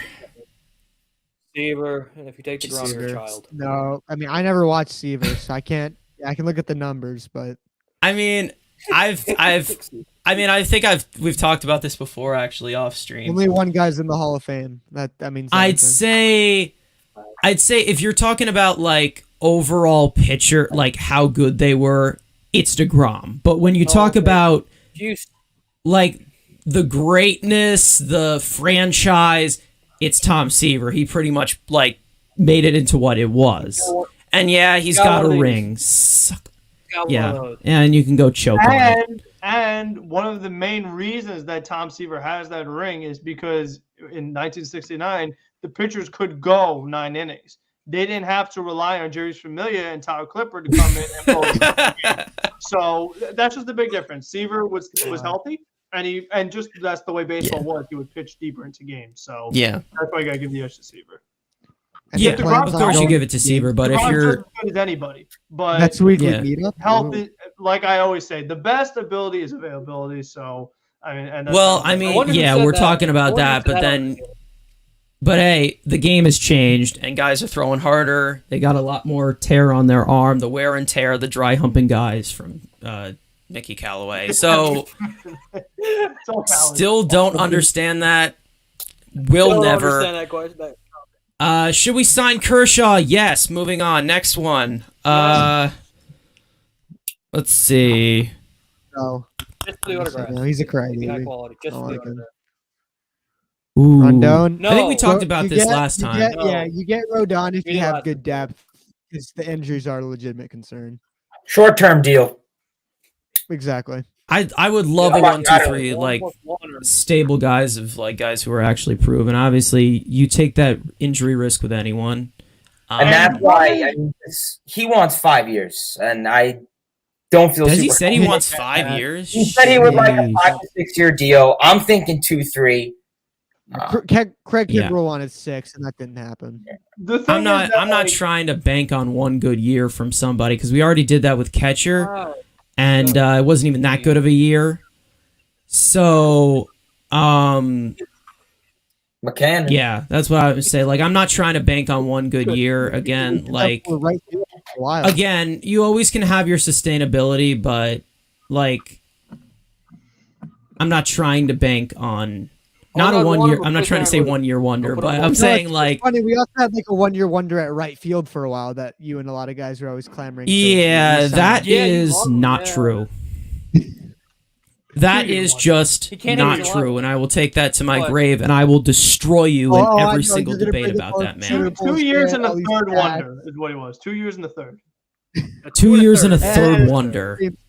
60-game stretch. No, not even that. All right. Well, I see one down year and one horrendous year, but all right, we're not doing this again. Should we get to the game? we'll do an actual. All right. On Frank's And- channel. Yeah, Guys, let's get into the game. That- All right. they're- Speaking of shit, Great way to just. so move speaking on. of shit, Eduardo Escobar. Now, Dad, we're not doing that. okay. Go. Now we're gonna get into a game. Real simple one. It's called Stud or Dud. Now, Why don't you put so Brandon basically, on? we just spin a wheel, lands on a possible impact player for the team who will most likely play, most likely get some major league time. And we'll go through the round table saying if they're going to be a stud, if they're going to be a stud or a dud next season. This has little to do with 2021. So we're predicting and projecting. We're going to see how many shitty takes these guys have. So, Let's go. yeah, because we like wheels here. So let's Yeah, spin the but first didn't have one. last week. Stud or dud for 2022. We've got a few minor league guys on here that could impact here. We're going to start off going with... Yes. Yes, sir. Okay. Now, if you guys don't know who this guy is, we'll let anybody who has a generalized opinion on him, and I think Andrew's probably the first one here. So if you want to... Elias, you got this, right? I can You got this, Elias? No. Okay. Fuck Um, no. left-handed starter. I said the prospect guy, the minor league guy can get him. I was making a joke. Okay. Kill him a joke, Elias. Come on. Josh All Walker, right, left-handed starter, could be out of the bullpen. Stud. This kid is going to be. I don't think he's Aaron Loop, but it's always good to have left-handed pitching. And again, injuries. If you need a starter, could be him. You can use him in the bullpen. So a good mixture, fastball, curveball guy. Josh Walker's gonna be a stud this year. I mean, I'd also go stud. Or no? What? Is there supposed to be a timer on or no? No, Oh, this is no just timer. There's No timer. Oh, yeah. Everybody And gonna Shaq, No you can- timer, everybody- because there's some like we'll disagree on and we'll just scream at each other. Oh, yeah. This is what this is for. Yeah. So I mean, I also would go stud. I do actually really like this kid, and I really want to see this You see him this year, though? guy in spring he's, training. in AAA. He's What happened? already in AAA. He spent all year last. Yeah, year. he's been in AAA. Yeah, and he led all what was it in wins? And wins, Great. He did. And a pretty good ERA too. It's So solid ERA in the Eastern. Hold up. Does everybody give their thoughts, or is it Yes. just a one person? No, and everybody then- gets it. everybody can give their Yeah. thoughts, but I mean, It's more just if you're not a prospect hugger on this one, I mean, Yeah, you're I'm kind not of just familiar. completely useless to society here. I mean, I doubt he gets much time in the major league. So well, we are in the talking middle. about Oh, he will. players last. He will. He's Yeah, already well- on. Is he already on the 40-man roster? He's on the 40-man. Yes. He's on the 40-man. Right? yeah, feel free to put your studs. Put your and answers. duds. Yeah. Yeah, let us know if they're a stud or a dud. We're also going to, during the season, we're going to do studs and duds of the week for everybody. But as of right now, there's no baseball right now, if you didn't know. We are so. legit trying to fill time. So if you've got a problem with it, Yep. Yeah. 2 words for We're literally you. talking about other sports on our channels. Oh boy. Oh boy. Okay, this is a good one. This is a good one. All right, Trevor Williams. Okay, came in over on the Javi Baez trade. He's the only one left. We miss you, Javi. Please come back. Yeah, Javi, minor leaguer. We'll start with Elias. You can start. Stud or dud? I think stud, just as a role player, depth guy. Is he going to be necessarily great? No. Is he going to get necessarily a lot of innings? Also, no. It's kind of hard. You kind of go more off starters when it comes to whether they're a stud or a dud. I don't think he's going to be particularly good, but I don't think he's going to be particularly bad either. So somewhere in between, I guess I'll say stud. All right, Frank. Stud or dud? He's a weird one because I see him like not great, not awful. I kind of see him like in the middle. I know it's kind of, I don't know if there's such a term for it, but I was In the middle? yeah, I was There's a word surprisingly for it. impressed with how he played. I mean, I don't think anyone was expecting him to be as solid as he was in all the spot starts that he had to make for the Mets. I don't see him being that good again. But I don't see him being a guy where he's Jared Eichhoff. He takes him out. We're like, oh my God, we lost. We don't stand a chance. But I mean, we'll see. Is he? I hope he's in a long relief role, spot start here or there. I hope he can start the season in AAA just to give us a tad bit more depth on this roster that we're definitely going to need, especially if it is a shortened season because guys are going to get hurt, things like that. So I think he'll be pretty good. I don't know necessarily stud. I mean, that's great and done. Yeah. Out of options. I think again, this kind of goes a lot better with like a weekly type of thing, but we're just kind of just going off of guys right now. So Hayden, stud or dud for Trevor Williams? Yeah, just first for Josh Walker, I'm going to go stud. Nice lefty pitcher, young. But in terms of Trevor Williams, yeah, I mean, like, I don't want to say stud or dud. I mean, he's not going to be a great pitcher that everyone relies on. It's not going to be, oh, here comes Trevor Williams, let's go. I think it was Elias, like he said. The role he's in, I guess I'll give him a stud. I mean, he'll probably be in a nice bullpen role, I would imagine. Or if there's a doubleheader day, or if DeGrom or Walker, or whoever is getting a day off, or someone gets taken out early, he could be a bulk inning guy, eat up 4 innings, maybe even 5 tops. So Williams could be a nice guy. Nothing really crazy about him. He's about the average pitcher you can get, I feel. So I guess I'll give him a stud for his role that'll be in. Rhino, stud or dud? Well, I'm all about making rules today. So we're gonna add a third. So you got stud, dud, or mid, and he's mid. He can be good. He can be a stud. He could be a dud, but he's in the mid. Mid. I like that. You have to appeal these rules to the like HR here, and you're not. I mean, doing I that, am so. the CFO, so I kind of make it. All right. I guess again, it's like one of those role things. I guess I'll go stud for what he's done. Not to mention he has eaten a lot of innings for us when we've needed him. The man's got grit. I'll give him that. He's got the grit. Great hair too. Great hair too. But yeah, I mean, again, let's get into a more controversial one. Come on, we got. Why'd you have to put all these scrubs on this thing, dude? Because they're a part of the team. Who the hell is Adam Oliver? What the hell is this? I will fight you. God, next. I don't think, to be honest, this was kind of a copy and paste list from different departments. So he's on here. I guess we'll just put GOAT here. We'll put him in GOAT status. Everyone say stud. So 1, 2, 3. We got stud. GOAT, stud, mid, or dud. Facts. Yeah, we add more words because Metsfan only likes 2 words. And then Eichhoff. Eichhoff is below dud. I mean, what are you gonna do to rhyme with stud and dud? Mud? Like mid. It's not stud, mid, and dud. Okay, yeah, that works. That rolls off the tongue so perfectly. All right. Let's get another one here. Call myself. That would have been a cancellation. Ready to go. Come on, somebody. Mid. Okay, this one should be interesting. Oh, is it? What was it? Oh no! A plot twist at the end. All right. I was listening. This one is actually. Before we start, I was listening back to a Mets Weekly, and Elias was just ripping. Yeah. Bro, you hate him as much as I'm not crazy about him, man. Hashtag stop Asian hate. I call it He's Hawaiian. He's not Asian. Pacific Islander. No, he's He's from He Taiwan. went to the same high school as Tua Tagovailoa. He's a Pacific Islander. No, he's got Hawaiian. a few nationalities. Yeah. He went to the same high school as Tua turned the ball over. Actually, yeah. Oh, that explains you a had lot to sneak now. that one in. Yeah, no wonder you don't Okay. like him. Yeah, because Yeah, anybody that Tua's ever shook hands with, you automatically hate him. So that makes sense. If his hair's got all seriousness. He's Filipino. He's half Filipino descent as well as Chinese, Japanese. Culture Weekly. He's Spanish and he's He was born in Hawaii. Whoa! I didn't know that. So yeah, I tell you, there's a lot. Yeah. Wow, he's from Pearl City, Hawaii, though. I mean, he hasn't looked good in kind of a long time. I don't think he makes the major league roster. So I think he's in AAA most of the year. So dud, I guess. He probably won't play that much.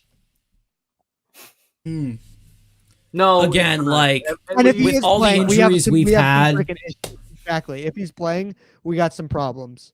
You're not going to see the 26 men that are put on the opening day roster all year. No. That's just how it is, especially with the Mets. That's our history, and then also with just how baseball is, you're just going to have injuries.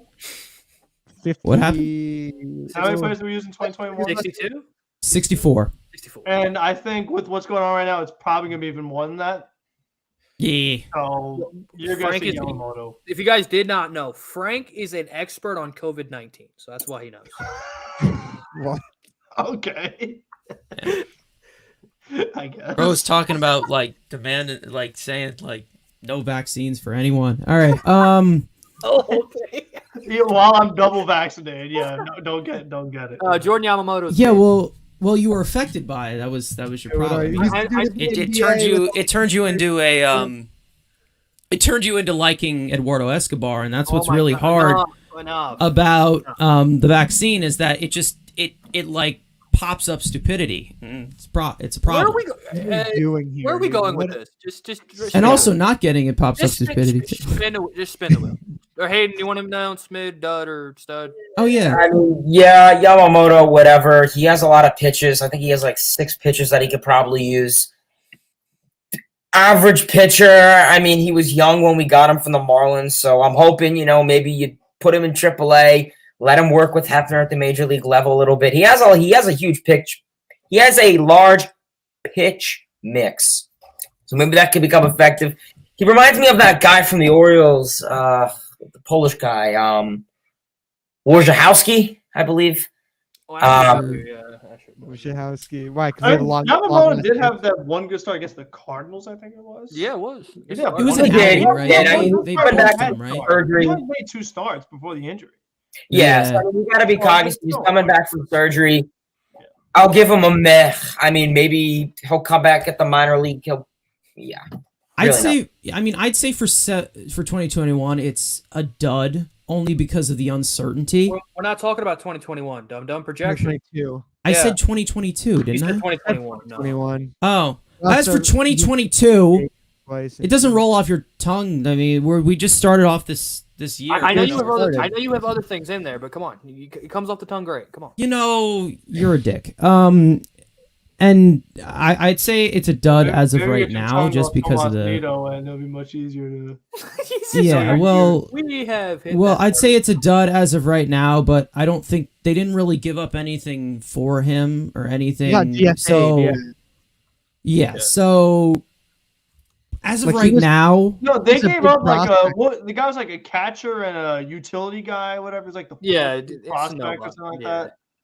Was it Polanco? What's his name? It's in the abyss of prospects. Don't make me have to go all the way through that. Oh, give us a controversial one. Hashtag thank you, Brody. Come on, let's give it like someone. Who the hell cares? Who literally? Who literally cares? Oh, defensive field man. All right, everybody say it one word at a time and let Metsfan nut. 3, 2, 1, mid. God. Oh, mid. Yes. Frank. He's better than Eduardo Escobar. This has already been proven today. He's a defensive guy. Yeah, he's defensive. Who fucking tell me when you catch a bat with your bare hand. All right. He hit a home run when the Mets are up like 10-0 against the Reds. Hey, that tying one against the Nationals in spring training, 2019. Put on a show for the fans. He's a defensive 9th inning guy. But yet he has a base percentage of over 350. I don't care about his on base percentage. I don't get it. Moneyball loves him, so I love him. All right. Yeah. Next. I think the thing is, like, are we gonna speak negatively on any of these guys? Like, there will. Oh, we will. Yeah, we will. Wheels not up. Wheels not up. Wheels not up. Whoops. I don't think you'll hear it, right? So hear it. Okay. Well, yes, sir. Yes, sir. All right, 3, 2, 1, stud. Let's just go player by player and just say stud or dud. Like, no wheel. Or top 6 first baseman. Or a wheel. Damn. Or we all know. Yeah, him and DeGrom are studs. We can have that. Here we go. All right, we got a good one here. All right. Damn it. So going into the 2022 season, stud or dud? I'll start with Andrew. Dud. Move on. All right, Frank.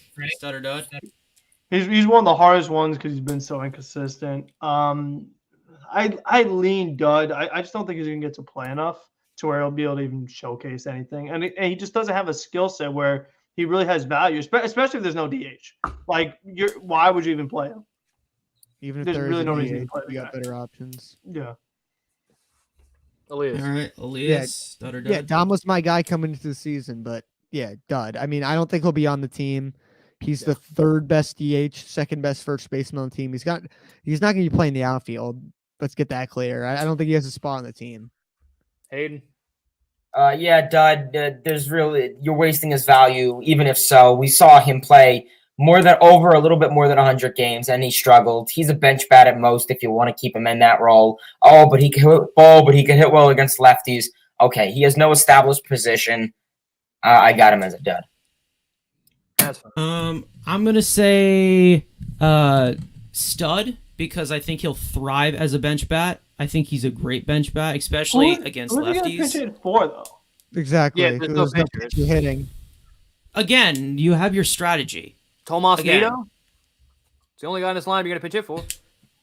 McCann. Yeah, exactly. Put in McCann, Patrick You Mazika. could. Again, like, what's the point of McCann, having a yeah. bench if you The don't thing is that I'm substitute in? curious.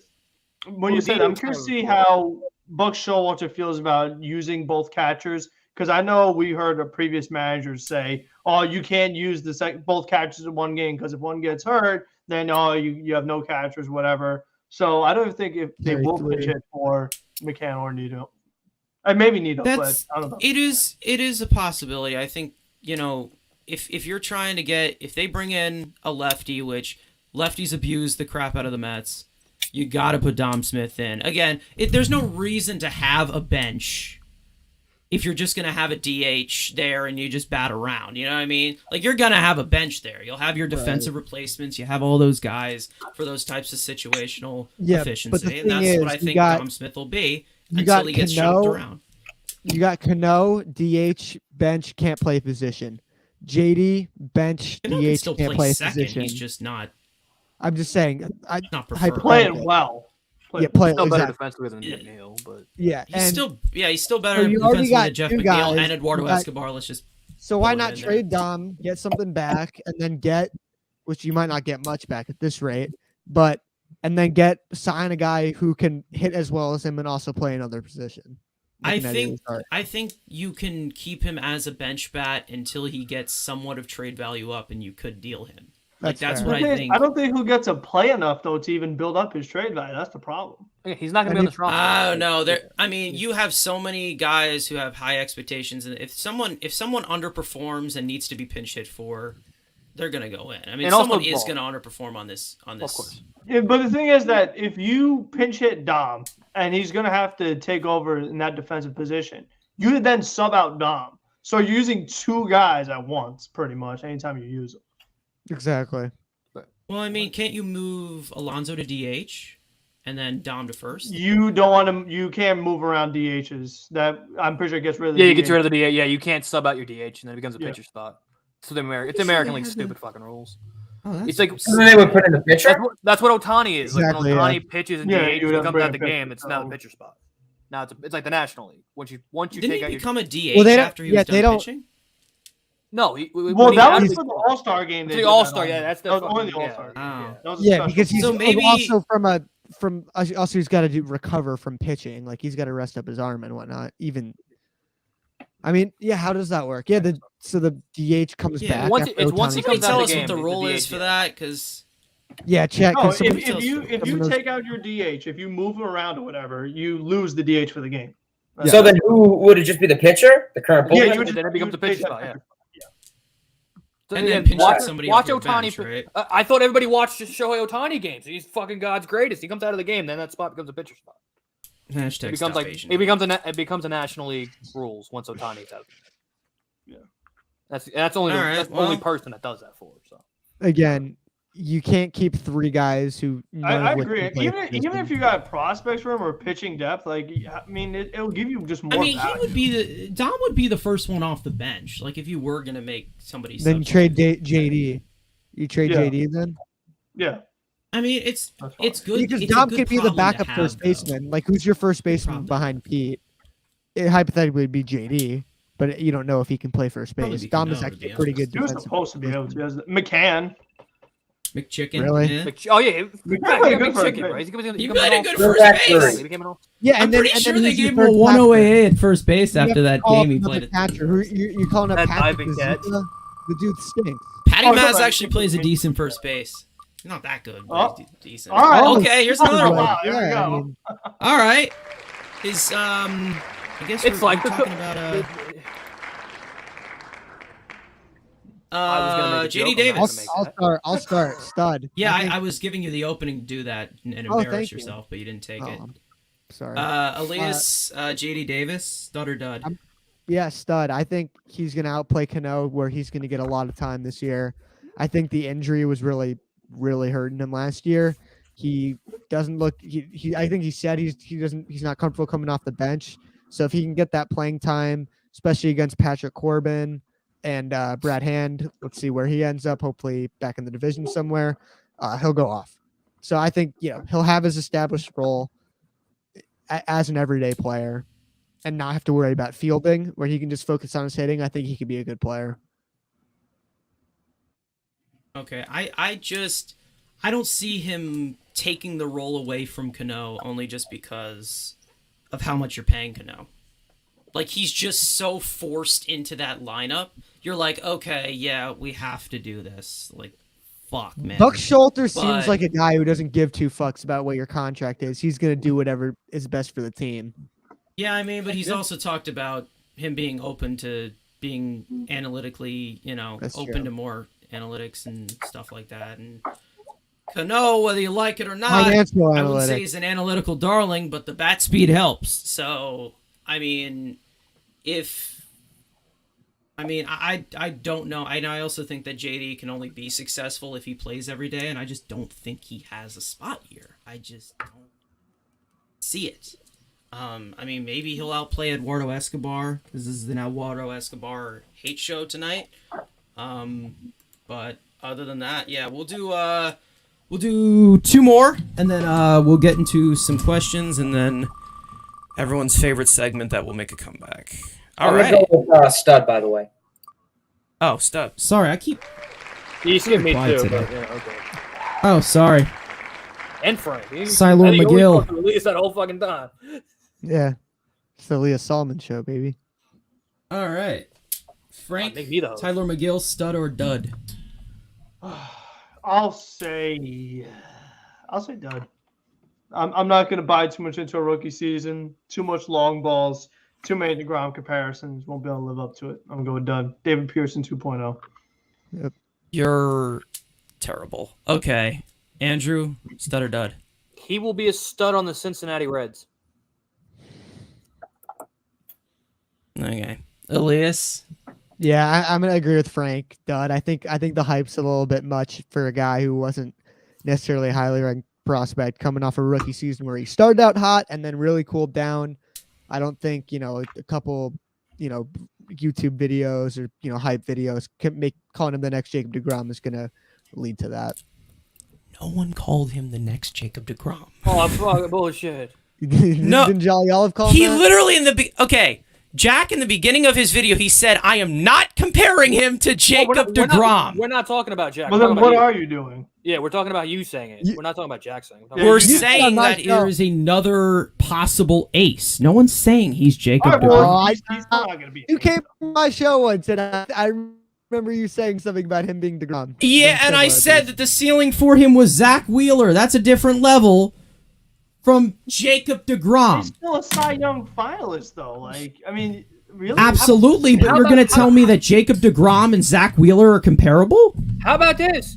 Yeah, He's some of the first light Tyler mechanics. McGill. How about that? Move on. Hayden, what do you got? Stud or dud? I'm kind of in the mid. Realistically, I really liked what I saw out of him in the first half. It was really, if you look at his stats, it's really like the last 6 games that, the barrels, the long ball, really got to him. I think it's the innings pitched that is really going to be the determining factor in getting fatigue and just getting his arm worn out. I think that's really going to be the deciding factor with McGill because just like David Peterson and just like a lot of other Mets rookie pitchers in the farm, they were rushed up because of injuries. And then they had a great year, David Peterson 2020, cough, cough. And then they come back in for their sophomore year or their second or third year. And then they kind of just struggle. Also, both of those guys, neither of them pitched a full season. Exactly. And they were rushed up in the farm system. So if anything, call me crazy, but one of those 2 guys are going back down to AAA. Both of them. To start off the Oh, year. yeah, definitely Both one going of them. And then, whenever there's an issue, With the shortage of lefties, I don't see David Peterson being sent down. Because that's the thing. shortage Is of lefties I in would that like side. to let him in for rotation. So it's either you have David Peterson, McGill, or unless you're somehow going to sign Rodon. I imagine they're going to sign some kind of lefty for the pen. Yeah, you need a lefty. And not Definitely Alex for the Cora, 10, like- but maybe for the rotation as well. I only care about the best. I don't care righty lefty. You put the 5 Yeah, best rotation, on. I don't think give it's a lefty or overblown, righty. You give me honestly. the 5 Bullpen best a bit on. different. Yeah, rotation righty lefty doesn't matter, but bullpen. Yeah, does. bullpen wise, yeah. Yeah, I don't, bullpen, for the rotation, you give me the definitely. 5 best on. I mean, what do you have? What do you I don't have care as if it a hasn't been lefty Denny, reliever like- right now? Well, Luke's gone. Luke's, yeah, you're still. Well, again, again, You haven't same signed time, Jake Diefman. You haven't signed Chafin. You haven't. So You haven't- Peterson's your only guy. We've right been now too in that busy bullpen. signing as of Max right Scherzer. now, the lockout is not over. Yeah, Let's they stop- can't we're gonna sign him. deep. Let's That's Stop with why they this. haven't signed him. Yeah, thank you. Hey. Well, right now, Well, right Yeah. now, this is what you have to work with. No, but we're Well, still. Carson, projecting. But the Mets aren't these done. years when we're busy They're still signing Max getting Scherzer, he takes Castillo. They're still priority. getting Schwarber. They're still getting Bryant. Yeah, we're getting So, I mean, there's still a Schwarber. lot of work to be done. We're getting Mike Trout. I never Juan said Soto, that. Ron Cunha. I said they're getting Kershaw. That's And what I they're signing said. Carlos Correa to a short-term big AAV deal. What? Who said that? Who said that? That's a good video idea. Sorry. They also already Jesus signed Christ. Trevor Story. I saw Dude, somewhere. the dude's got voices in his some head now, and you're. some YouTuber makes crappy content said that they were going to sign Trevor Story. So I don't know if that. Was. All right, one more, guys. One more. This works a lot more with the reveal of studs and dubs of the week. Okay. Let's end it on actual good note. Spearman. We're gonna shit on this guy. Let's end it on a good note. Dud, Spider Tack, darling. The squats are amazing. The stash is amazing. Just can't pitch. Next. Yeah.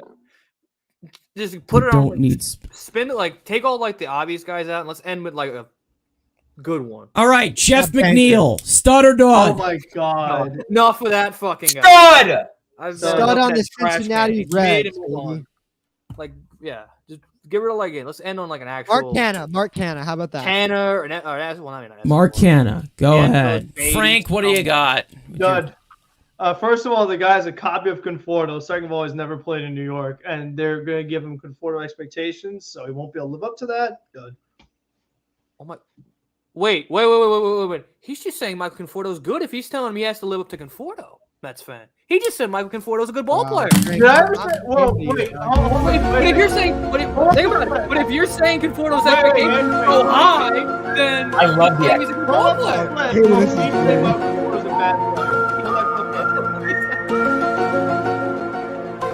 I love that you have that ready to go. Yeah, That is so interesting. Interesting. What's the Wow. clip of me saying Conforto's bad?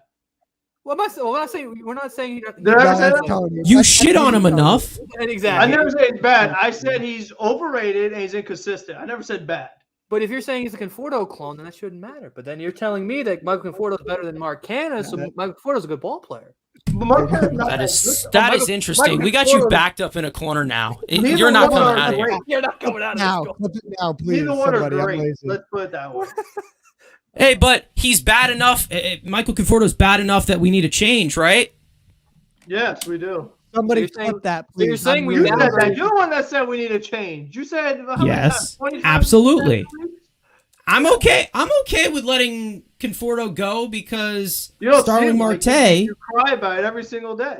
Yeah, I'm upset about losing Javier Baez. I'm okay. Get I can over get it. over. I can get over losing Conforto because Marte fills those fills a lot of weaknesses that the Mets had. One more Okay. time. Okay. All right. Yeah, Marte does. Is he boom or bust, Marte? Absolutely. Yes. But there's a change that still needs to be made. Trade Jeff McNeil, trade everybody, get rid of everyone. Just anyone who's put the jersey on, just clear them out. Minor leaguers excluded. All right. You get Is the it minor- McNeil wearing number 1 now? I don't know what he's wearing. Yeah, he changed Yeah, his what was number. that? Like we've Yeah. completely Look, he's danced like- over. Marte. He's even prepared, bro. He knows he's out of here. He's like, give me a number 1. I ain't gonna wear that jersey. No, because Marte. One Yeah, is you have to swag. mark that. You need some swag if you want to No, win He number needs to 1. go back to Exactly. 68. Yeah, that's Taking over Ahmed Rosario's spot. Yeah. He's gonna wear 69 because Nah, he's going to be the next shortstop. I mean, he's wearing gonna- 68 plus. Look, 68 He's- plus the one he's wearing right now. 69. Boom. Oh, genius. That's probably his plan. I'm taking over the show. I'm sorry. I did simple math. All right.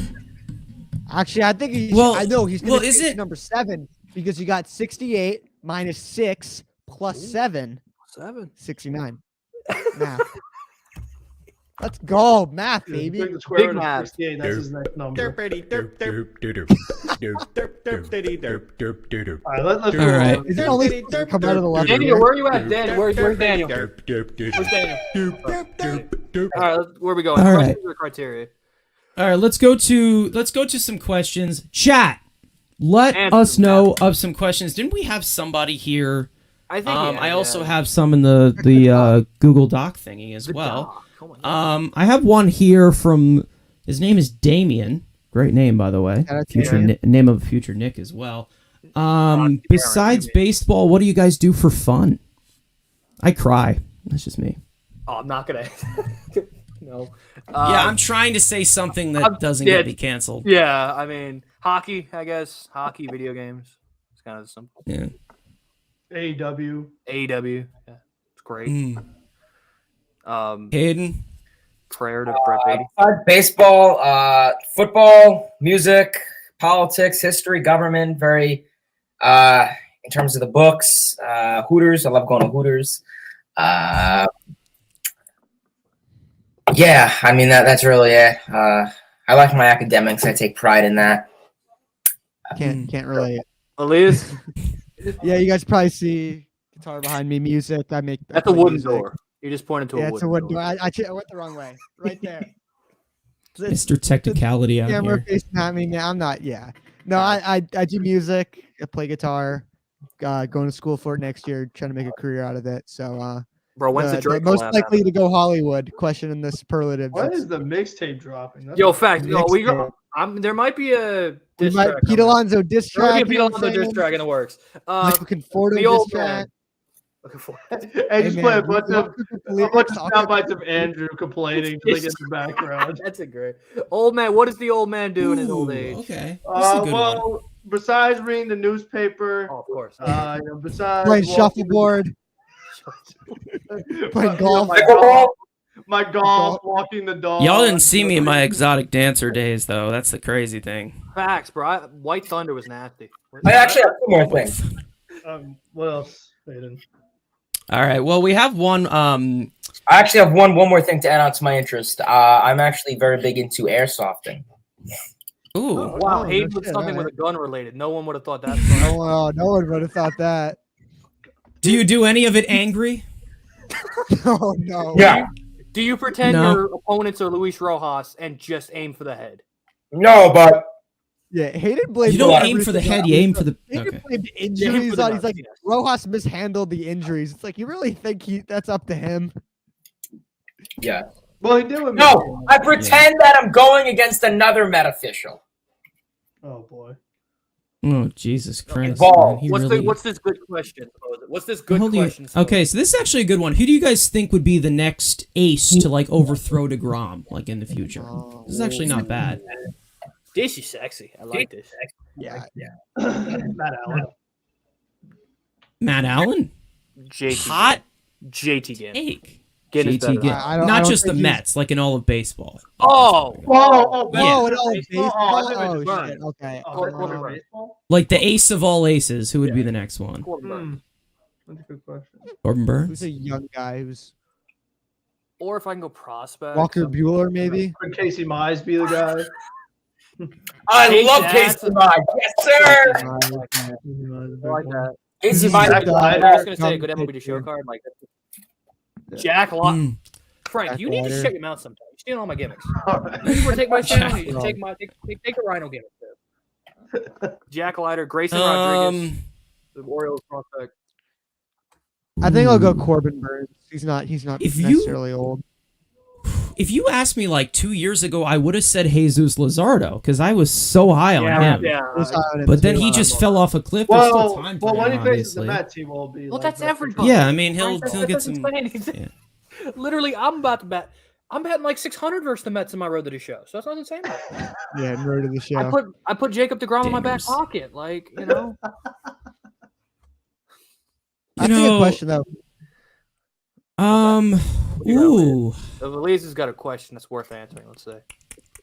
What do you got? No, I there? said that's a good question. I don't even who's the know. next eight? Oh yeah, I that's don't even know, man. That's so hard. No, Jack Leiter is probably the right answer. Jack It's Leiter. probably Jack Leiter. Kumar Rock. Oh. Yeah. Kumar Rock.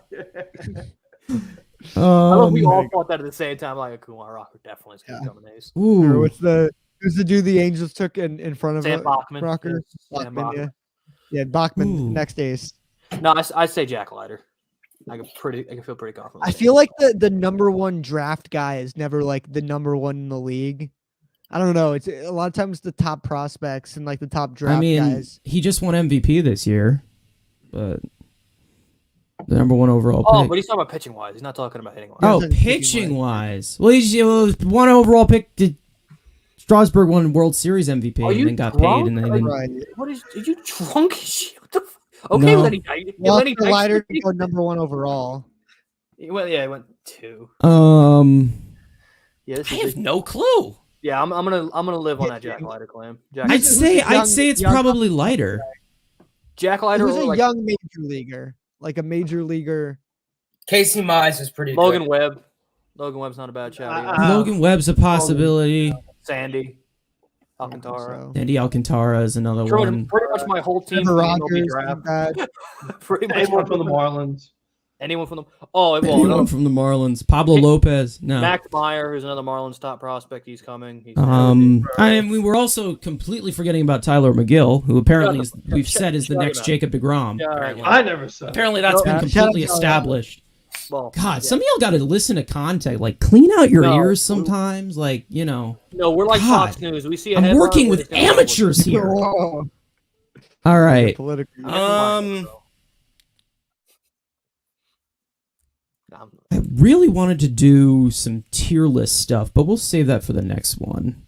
Of Should we do crazy some ones call-ins? of like. I'm just kidding. I don't Should think we call in? Collins. No, Wasn't there one Collins? other question? Guys, let us I know don't know. of one more question that you have, and if not, Yeah, then we're give gonna us- move yeah, on to give the us a juicy everyone's question. favorite segment. and it's not Rhino Report. Sorry. Dude, everyone's favorite segment, the Collins segment. It's coming soon. The Collins? All right. The banter phone line. The Banter phone line. That's good, Speaking guys. of things that went away, what happened to Tony's little episode podcast? What happened to that? Oh, Did, like, talking caller about of the Tony? week. Whatever Well, we're fucking Oh, calling him out got right on the now. first time. I was big Tony Metro Calling out fan, man. Metro, boy. Yeah, it was like a podcast, but it was like 5 minutes long. I'm like, that's not really a podcast. Jesus Christ, we're just fucking calling him out, man. Jeez, Look at This yourself. is crazy. pure. Subscribe gotta to be Tony. He someone. posts really good videos. Yo, Yeah, Tony, why you a uh, bitch, bro? Why you running, bro? Why you running? All right. I guess go to I criteria. think we've already and then talked we'll about shit on favorite that. MLB ballparks. probably on, Yeah, like, these guys are a a lot big repetitive, shot guys. Your live stream. questions really suck. I'm just joking. Whoa, right. geez, Just man, fucking suck. there go our viewers. Chat, we love you. All right. Carson's. Um, you had a All bad right, day. guys. I guess we'll get to the guess final we go segment, guys. Carson's criteria: top 5 greatest base runners in Mets history.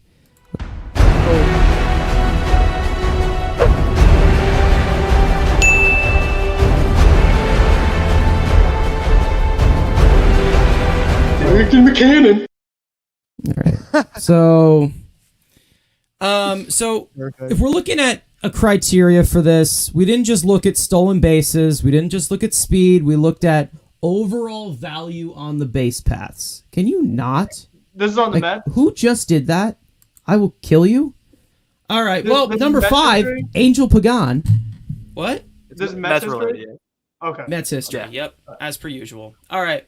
Now, Angel Pagan, I think everyone forgets how good Pagan really was for the Mets, mainly because the teams that he were on had so many forgetful guys in the outfield. I mean, this team still has forgetful guys in the outfield. But Pagan prorated a 7.2 BSR over 650 and accumulating an 8.3 BSR overall. Now, he was not the fastest man on the field, but he definitely was one of the smartest, nearly averaging a plus 11 run value throughout his entire Mets career on the base paths. Number 4, Lenny Dykstra. Tough as nails. He's got no fear, and he doesn't take any bullshit from Steve Jobs and Apple computers. In the span of his career, Dykstra was top 20 in pretty much every base running metric imaginable. 5.9 BSR over 650, a plus 13 total run value on the bases, and in 1986, his base running alone was responsible for 10.5% of the Mets' runs per 150 innings. Dykstra is also 7th all-time in stolen bases in Mets history, and a career .350 on-base percentage also makes his ability even more valuable. Number 3, Carlos Beltran. Now, I knew that this guy was a good base runner, but I never knew that he probably was a lot better than advertised. What catches my eye about this guy's ability is that he was able to get better as time went on into his early 30s. Now, the 33.4 BSR with the Mets pretty much speaks for itself, but I've never really seen somebody improve this skill as he got a lot older. Now, you go through the run value scale by year with the Mets just quickly. +6 to +9 to +15 to +23. Now, the crazy thing is that he did this after his near 30 days in Kansas City. Now, it's too bad that he's a cheater. Michael Conforto would never. Anyway, number 2, Mookie Wilson. To put it simple, Mookie was probably faster at age 30 than he was in his rookie year. But speed, of course, is not everything here. Just a crazy concept that sprint speed scores were getting higher as you get older. I mean, that's just insane. Now, 20.2 BSR with the Mets at a 4.9 over 650. Mookie didn't just create runs, he manufactured them. I mean, now Dykstra, he was responsible for 10.5% of his runs just in 86.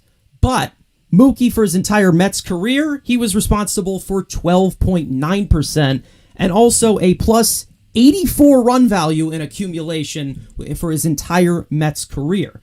Now, Mookie Wilson was not just a table setter, he was pretty much the table setter for the 86 Mets and throughout his entire career. Number 1, I think this one is a little too obvious, Jose Reyes. Now, if you did not get to see Reyes in his prime, I do feel awful for you. To put it simple, this guy was an animal.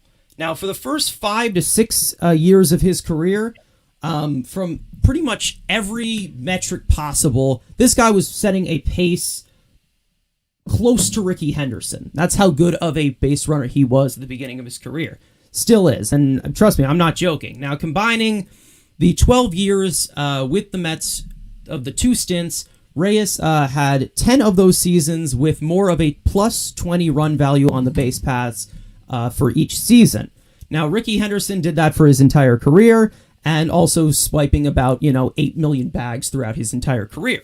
Now, but as for just with the Mets, Reyes now prorated an 8.9 BSR over 650, a plus 13 run value per 150 innings, and he's the all-time leader in stolen bases for the Mets. And something that is also I've really found cool is that he had the same first-step reaction from both sides of the plate getting out of the box. Now, he obviously was a switch hitter, so for the right side, he was like 0.49 from the right and then 0.47 from the left, which is really crazy. Basically, fully turning yourself onto the base. I mean, that's incredible. Obviously, some of the great base runners ahead of him had maybe a little bit faster, but that was actually very interesting that I thought I would add. So there you go. Top 5 greatest base runners in Mets history. If there's anyone that wants to tear this one apart, be my guest. I see you cracking your knuckles. Go ahead. Andrew, you have anybody? There's some obvious omissions. Where the hell is Eric Young Jr.? Where's Jonathan VR? Where is Albert Almora? Where is all these elite base runners? Where's Starling Marte? You know, he's God's next greatest steal on base leader. Where's he at? Come on. This is a bad Hasn't list. played a single game with the Mets. Beltran should be number 1. But Beltran should be number 1. But, you know. Nah. That's about it. Maybe number 2. Okay. I think underrated guy, like I don't know how close he was to making, you can tell me, David Wright. I think David Wright had a really good concept of when to go, when to push the envelope, especially earlier in his career. Like I feel like David had a really good feel for it. But I'm glad you brought Beltran because that's what Beltran had. Like obviously he didn't have the blazing speed. Like obviously got worse as he got older, but he just had such a good feel for the game because he was stealing all the signs. He knew exactly when to go. And there's one in particular I remember where the Mets were in Los Angeles, and him and Carlos Delgado pulled off a really nice double steal for the Mets. So that was one that close to my head that it was like completely caught the pitcher by surprise. And it wasn't with blazing speed, especially Delgado. But it's just that they picked such the perfect time to go. It ended up working out. Yep. I mean, getting that jump is just as important as being as fast as you can. Yeah. I mean, we saw it with Rosario. Like Rosario had blazing speed, but didn't get good enough jumps to where he would have the kind of stolen base numbers he should for someone with that caliber speed. Billy Hamilton. Yeah, and that's the thing. It's like Billy Hamilton stolen bases doesn't show the good base runner. It's kind of like BR and Hamilton just became dummies when they got to the Speaking Mets. of, I blame these Speaking of sneaky, Fair. fast third Now the baseman, Nats can have them. how close was Hojo for making this? Hojo was 6. That's how close he was. But Angel Pagan did a little bit longer, I'd say, for the Mets, like a lot, and also he produced a little bit more. And he was pretty fast too. Like he wasn't. He was quick. He wasn't Jose Reyes fast, but he can move. Pagan can move. Oh no, he can move. Is there anybody else that you'd add?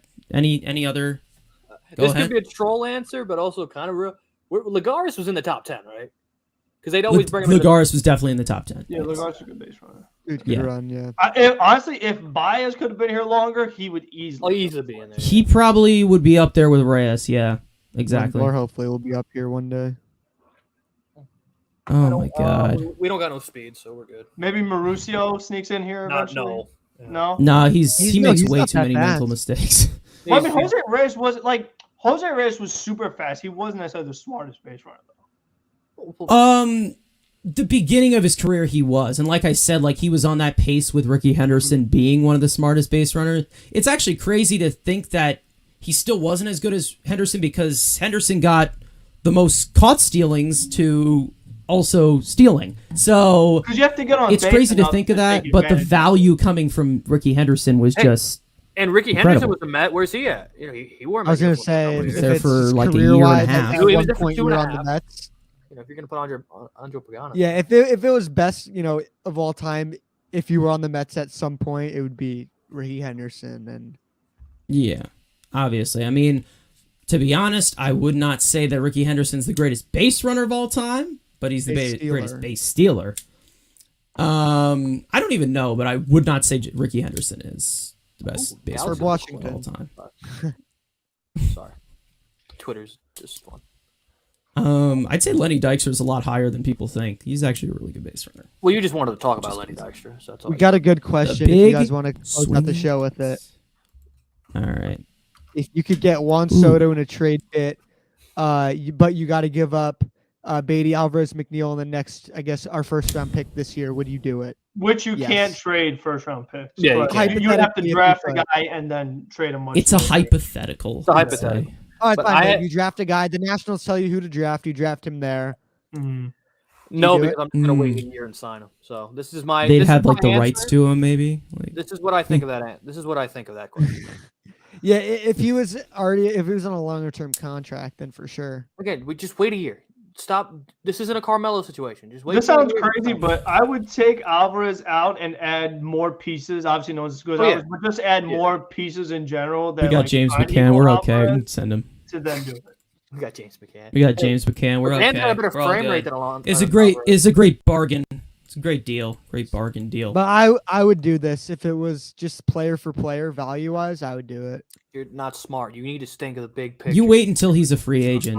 Exactly. sign Just that. wait. You got. I'm You got. saying one if that wasn't money a to G. factor, if these guys were on unlimited contracts, if it was just Oh, about yeah. the player, Still no. then I would Still do no. it. I like. Yeah, quality. but we got to go on technicalities here. We got to. Because you got to remember, it's prospects. It's not a Technicalities, guarantee. it's Med tomorrow now. Rosario was a top prospect. How did he pan out? And I got one right for you. they could be Jesus Christ on the field. They put on a Mets jersey, they lose all their damn talent. So Juan Soto could be a god, and he comes to the Mets and turns into Carlos Baerga. Nothing's a guarantee. His brother knew that. His brother was like, "Dad, I should." Could you imagine Jesus Christ on the Mets? He'd still probably get injured. I have a clip of Andrew saying if Jesus was a free agent, I think the Mets would sign him. I mean, they got more money than him, you know. I mean, if Jesus actually exists, I mean, you know, what is he doing right now? I mean, look at what's going on in the world. He plays third base for the Syracuse Mets right now. So there you go. Christ. He's better than Jason Dominguez. Or he used to play the outfield for the Mets, and he's leaving in free agency. All right, I'll let these guys give their final takes, their final remarks. Andrew. Potentially a hockey stream tomorrow. We're gonna make a Giants video because that deserves its own video. I know Frank did a reaction to Judge. I was gonna do that, but I'm gonna do it again because I'm a GM Rhino. Stealing your shit. Yeah, he's stealing. Frank just wants to. There it is. Wait, what? We did hear. I didn't hear. If Jesus Christ was a free agent, I think the Mets would sign him. There you go. Hey, you know what? Mets, they can use a third baseman. I think Jesus could handle the hot corner, but again, Giants video, again, more other sports. So just don't expect much Mets content until the lockout's over. Frank's face when I was talking about Conforto just now was priceless. Okay, Frank. I'm out of words, man. I really am. I think we took it a little too far, but yeah, I did a video about Joe Judge. I make baseball videos, and but that's a football. Let's go Mets. All right, Hayden. Yeah, Mets Talk with Hayden is the name. Please feel free to check me out. Live streams, videos, in all Mets news, predictions, updates, all that great stuff. And yeah, thank you guys for tuning in, LFGM, and hope this lockout can get resolved soon. Amen. All right, Elias. Yep, big up Banter Media. Like I said, Jets mock off season, everything from cuts, re-signs, free agency, draft, going to be in that video. Look out for that. Hopefully baseball comes back soon. TBD. But yeah, I'm going to try to get back in the swing making videos. Appreciate you boys having me on like always, and let's go Mets. All right, well, guys, there you go, guys. That's the end of the show. Yeah. Yeah. All right. Guys, make sure to go follow us on Twitter at Mets Weekly Show. It's in the top left as well. Subscribe to everybody. Subscribe to TonyMetro, who could not make it tonight, but he will probably be back next episode. It's most likely will not have a Mets Weekly next week, mainly because I'm pretty sure... yeah, I probably will not be in town unless these guys would do it. Yeah, unless you without want me, hosting, which you don't want that. Unless you want Andrew hosting, guys, let us know. Anyway, maybe that would get views. I don't know, but let us know. Yeah, guys, make sure to go join our Discord too. Talk some baseball with us 24/7. We want some wild weekly, dude. You know yeah, if you want completely cancelable content, then let us know. Next week, there you go. Rhino 2 hour. Rhino hour. But yeah, we'll see you guys next episode. Probably not next week, but we'll see you guys next. Hopefully this lockout can be resolved soon. And yeah, that'll be it. LFGM, also Let's Go Raiders as well. Please win so I can shove it in all these people's faces and call them idiots. Joe Burrow. Go Pats. Fuck Buffalo. Let's go Pats. Derek Carr, the promised land boys. Prove him wrong, Derek. For offensive rookie of the year. Macaroni Jones, baby. Whack Allen. Get robbed. All right. Anyways, Raider Nation, stand up, boys. We'll see you guys. Pats. I hate saying that, but fuck the Bills.